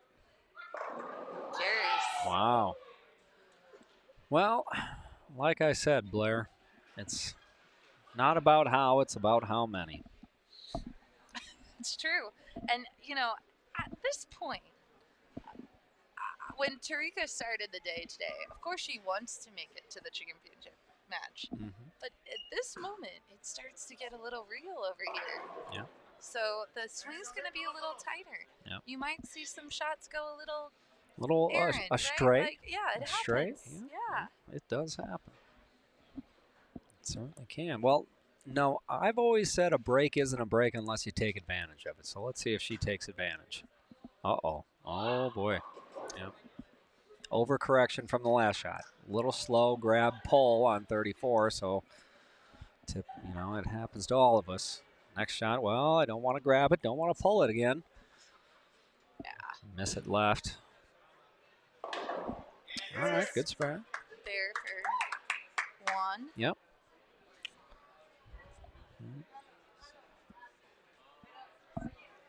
See, Tarika left herself a little tricky spare here, but I'll tell you what, if you miss the head pin the first time, your confidence isn't all that high for the second time.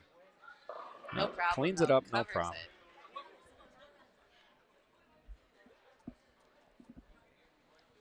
Margot taking a little extra time. Both of these pairs have gotten smart, and they're like, we're not bowling when the other one's bowling. They're cheering on both sides. Because of the cheering, yep. Yeah, they're like, you know what? Gonna let them go. Finish that shot.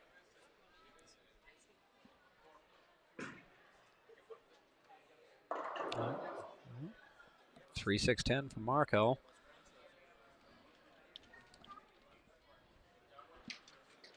Ignacio? Ignacio, yeah. Ignacio.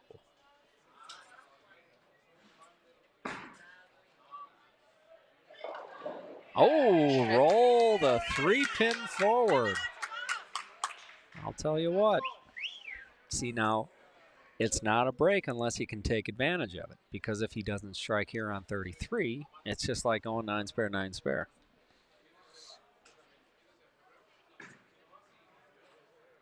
All right, good spare there for Marco. All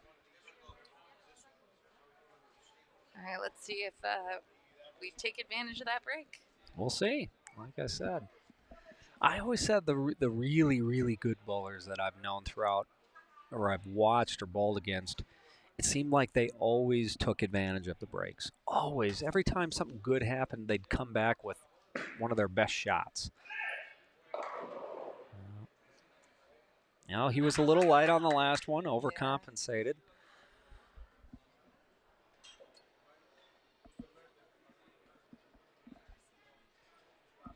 Well, this is a big shot for JC here.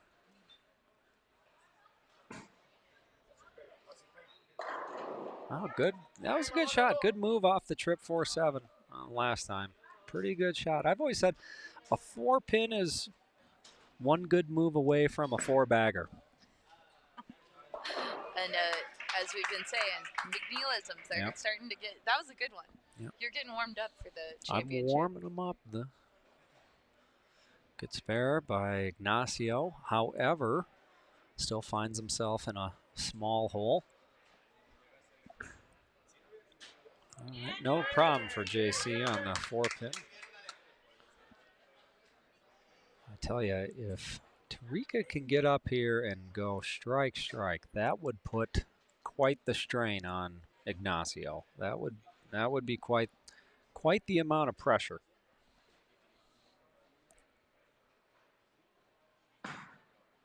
That's got to hurry. It hurried. It tried, yep. Lucky to get the 7 out and the 10, so just a 2-pin. But gonna let Ignacio hang around.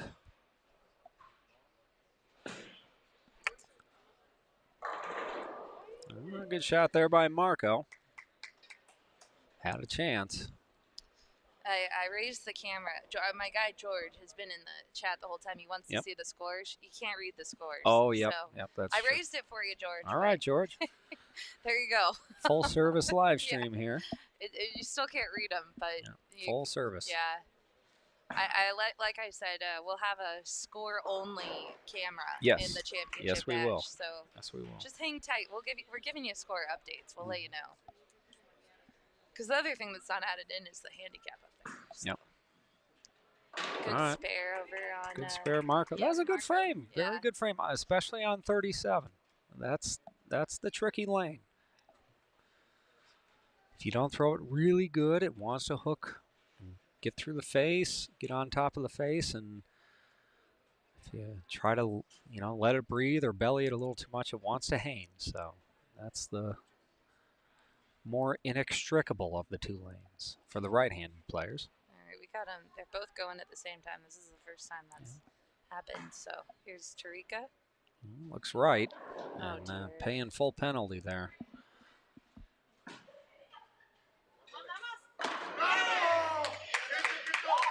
Good shot for JC on 38. However, let's see if he can make the right move and figure out 37. I have a feeling JC is going to leave a weak 10 pin on his next shot. That's going to be my prediction. I think he's going to give it a pretty good effort, but I think where he's at and what he's doing, I think it might be a weak 10. And I think if Marco can get up here, well, see now, Marco and JC are not bowling what we call pro style or PBA style. They're just one frame, one frame, one frame, one frame. Now, Ignacio and Tarika are bowling what we would say PBA style, where one bowler bowls one, then two, two, two, two, two. Good shot there from Marco. Yeah, absolutely. Very good. So we'll see what JC does on the left lane. Now we have Ignacio here. Last time up on 34, he rolled the 2-pin. So what's he going to do? Well, we're going to find out. And that's wide left. No, missed the head pin completely. So a little reprieve for Tarika. That Ignacio didn't get up and just come right back on top with a strike. And I'll tell you what, you can chop this spare plenty of ways. So this a 1-3-6 for the lefties isn't a gimme. Well, JC coming up light on 37. I thought he might go left, but he actually went right and tried to increase the speed.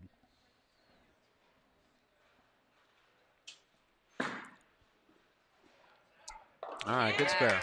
Covers it. Good spare by Ignacio.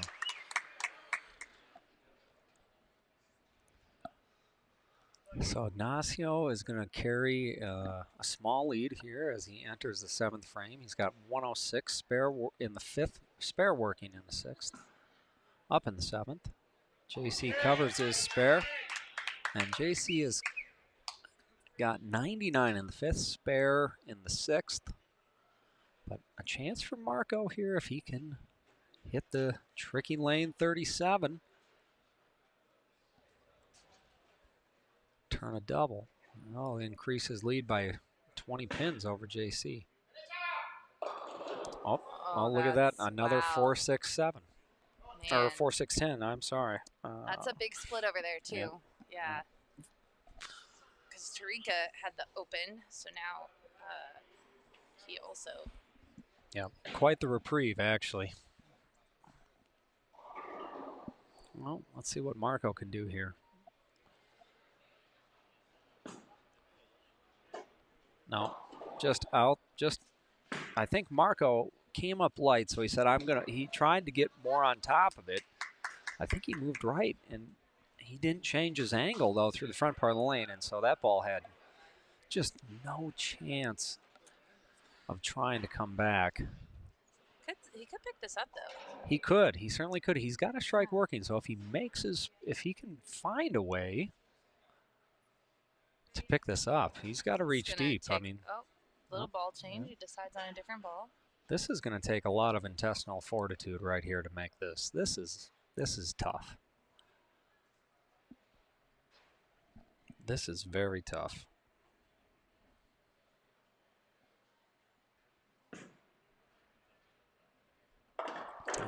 Got 3.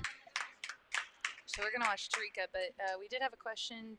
Joel Reynoso is waiting in the wings in the scratch division. Our senior Willie. finalist, Willie King. Great shot by Tarika. Very well done there. And then Javier Morantes made it through in the 169 and under.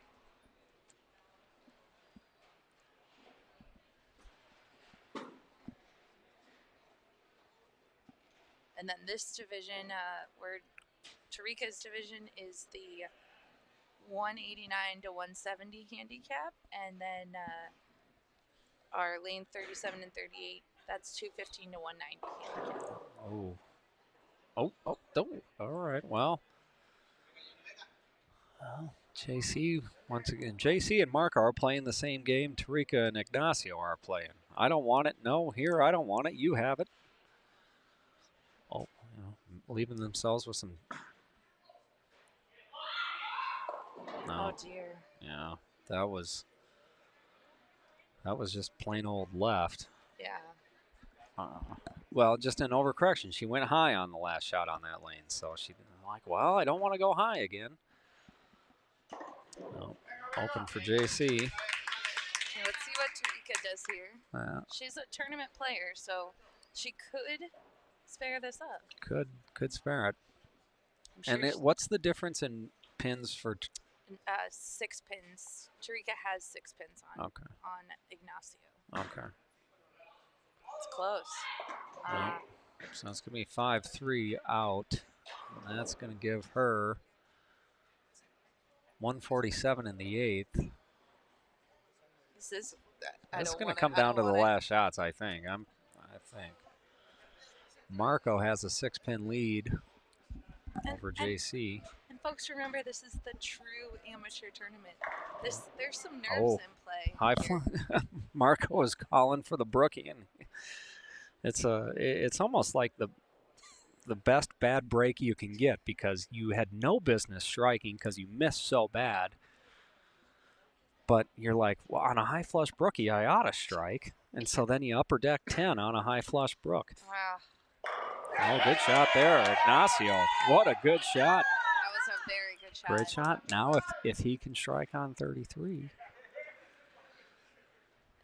he'll be in the driver's seat. Good spare. Man, turns around. He's confident.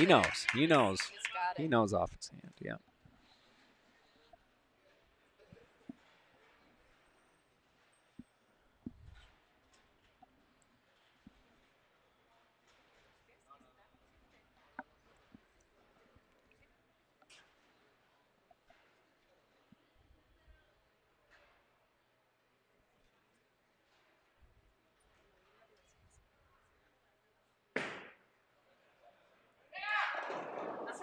Oh, no. Man. Oh. Ignacio. I mean, this is makeable. It's definitely makeable. It's not what you want to shoot at, but it's makeable. Oh, great shot there by JC. Really good. Really good on the lane that has been giving him a hard time. You know, for the left-handers, I was talking about who could strike on 34. To heck with that. They're kind of making a mess of 33. It's true. I always felt like the right lanes were really tough on us, but here we are. See if he can make it. Good. Well, too much of the 5. Doesn't get over to the 10. Now open in the 9th. That leaves him with 159 in the 9th. And really ball in hand here for Tarika. If she just fills out, she's got him beat. Good shot there for Marco. Oh, what a bad break. That is a horrendous break.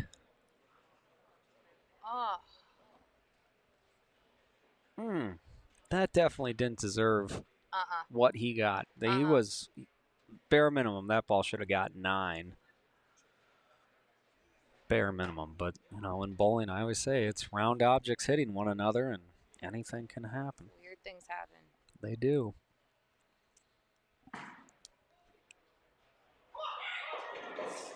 Well, that's a tough spare there, half bucket. for Tarika on 34. Here's Marco. He's just taken one. Jeez. That was just very unfortunate for Marco. That's tough. Well, if there's any silver lining in that, he's done on 37. He can get out for 189. If JC fills, he's got 186. So, but JC's got a strike working up on 38. It's got to get 3. It's got 3. So a mark of any kind here and count is going to lock it up for Tarika Onishi, and she will be in the grand finals. JC. Oh, that was one of those, that was almost a good bad break, He really made a poor shot. He'd be the first one to tell you. He pulled it pretty bad, didn't he? Got 9. Good 9. Yeah, and it looked like it tried to strike. It was almost like a messenger tried to come over and take out the 9 pin. But that leaves, it's going to make this one come down to the 10th. And you're only working with 2 pins in that match, so it's really just, nearly. Oh, no. JC. A missed 9 pin in the 9th. And so now we have 159, 154.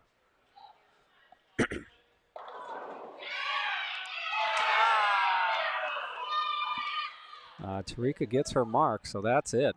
She is moving on. Yep, she's moving on. Yep, she needs to fill 6 pins. I think she just needs five or 6. Yeah, she needs 5 pins here. 5 pins on 2 balls. I think she'll be able to accomplish that. So Marco can lock this one up with 2 strikes.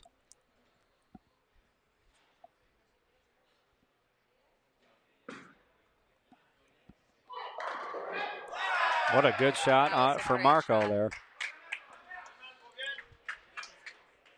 Good to see Tarika one more time before you see her in the grand finals. Congratulations to Ignacio for making it this far in the tournament. Yeah, yep, great that's shot. enough. That is enough. Yep. She'll be bowling for the big money. And I hope she's in the progressive. Well, we've sat here many a year, Blair, and what was it one year that no one was in the progressive? Yes, I remember. It kind of took the air out of our sails, or the wind out of our sails, because we couldn't talk about all the big money in the progressive. Right. I'm like, what? You guys. Mm-hmm. And she's so happy over there. She's pretty happy. Well, here's Marco to lock it up. That's got a hook. Oh, Marco. Marco has left the door open. So, Marco, take your 2 here. Yeah, amigo. Go for 2. Take your 2 here, amigo, and shoot your 178 and force JC to get up and double on 37. That's what I would do. Do not, because Marco's given JC 2 pins, right? So that gets him into 56. Yeah, so if he takes 2, it's 178. So just partner, amigo, take 2 pins. Do not try to get fancy here. You take your 2 pins, you're going to make this guy throw a double to beat you. Yep, exactly what he did. Yep, that's the smart play. 178. So JC needs them both. Anything less than 2 strikes, tournament is over for JC Ortiz.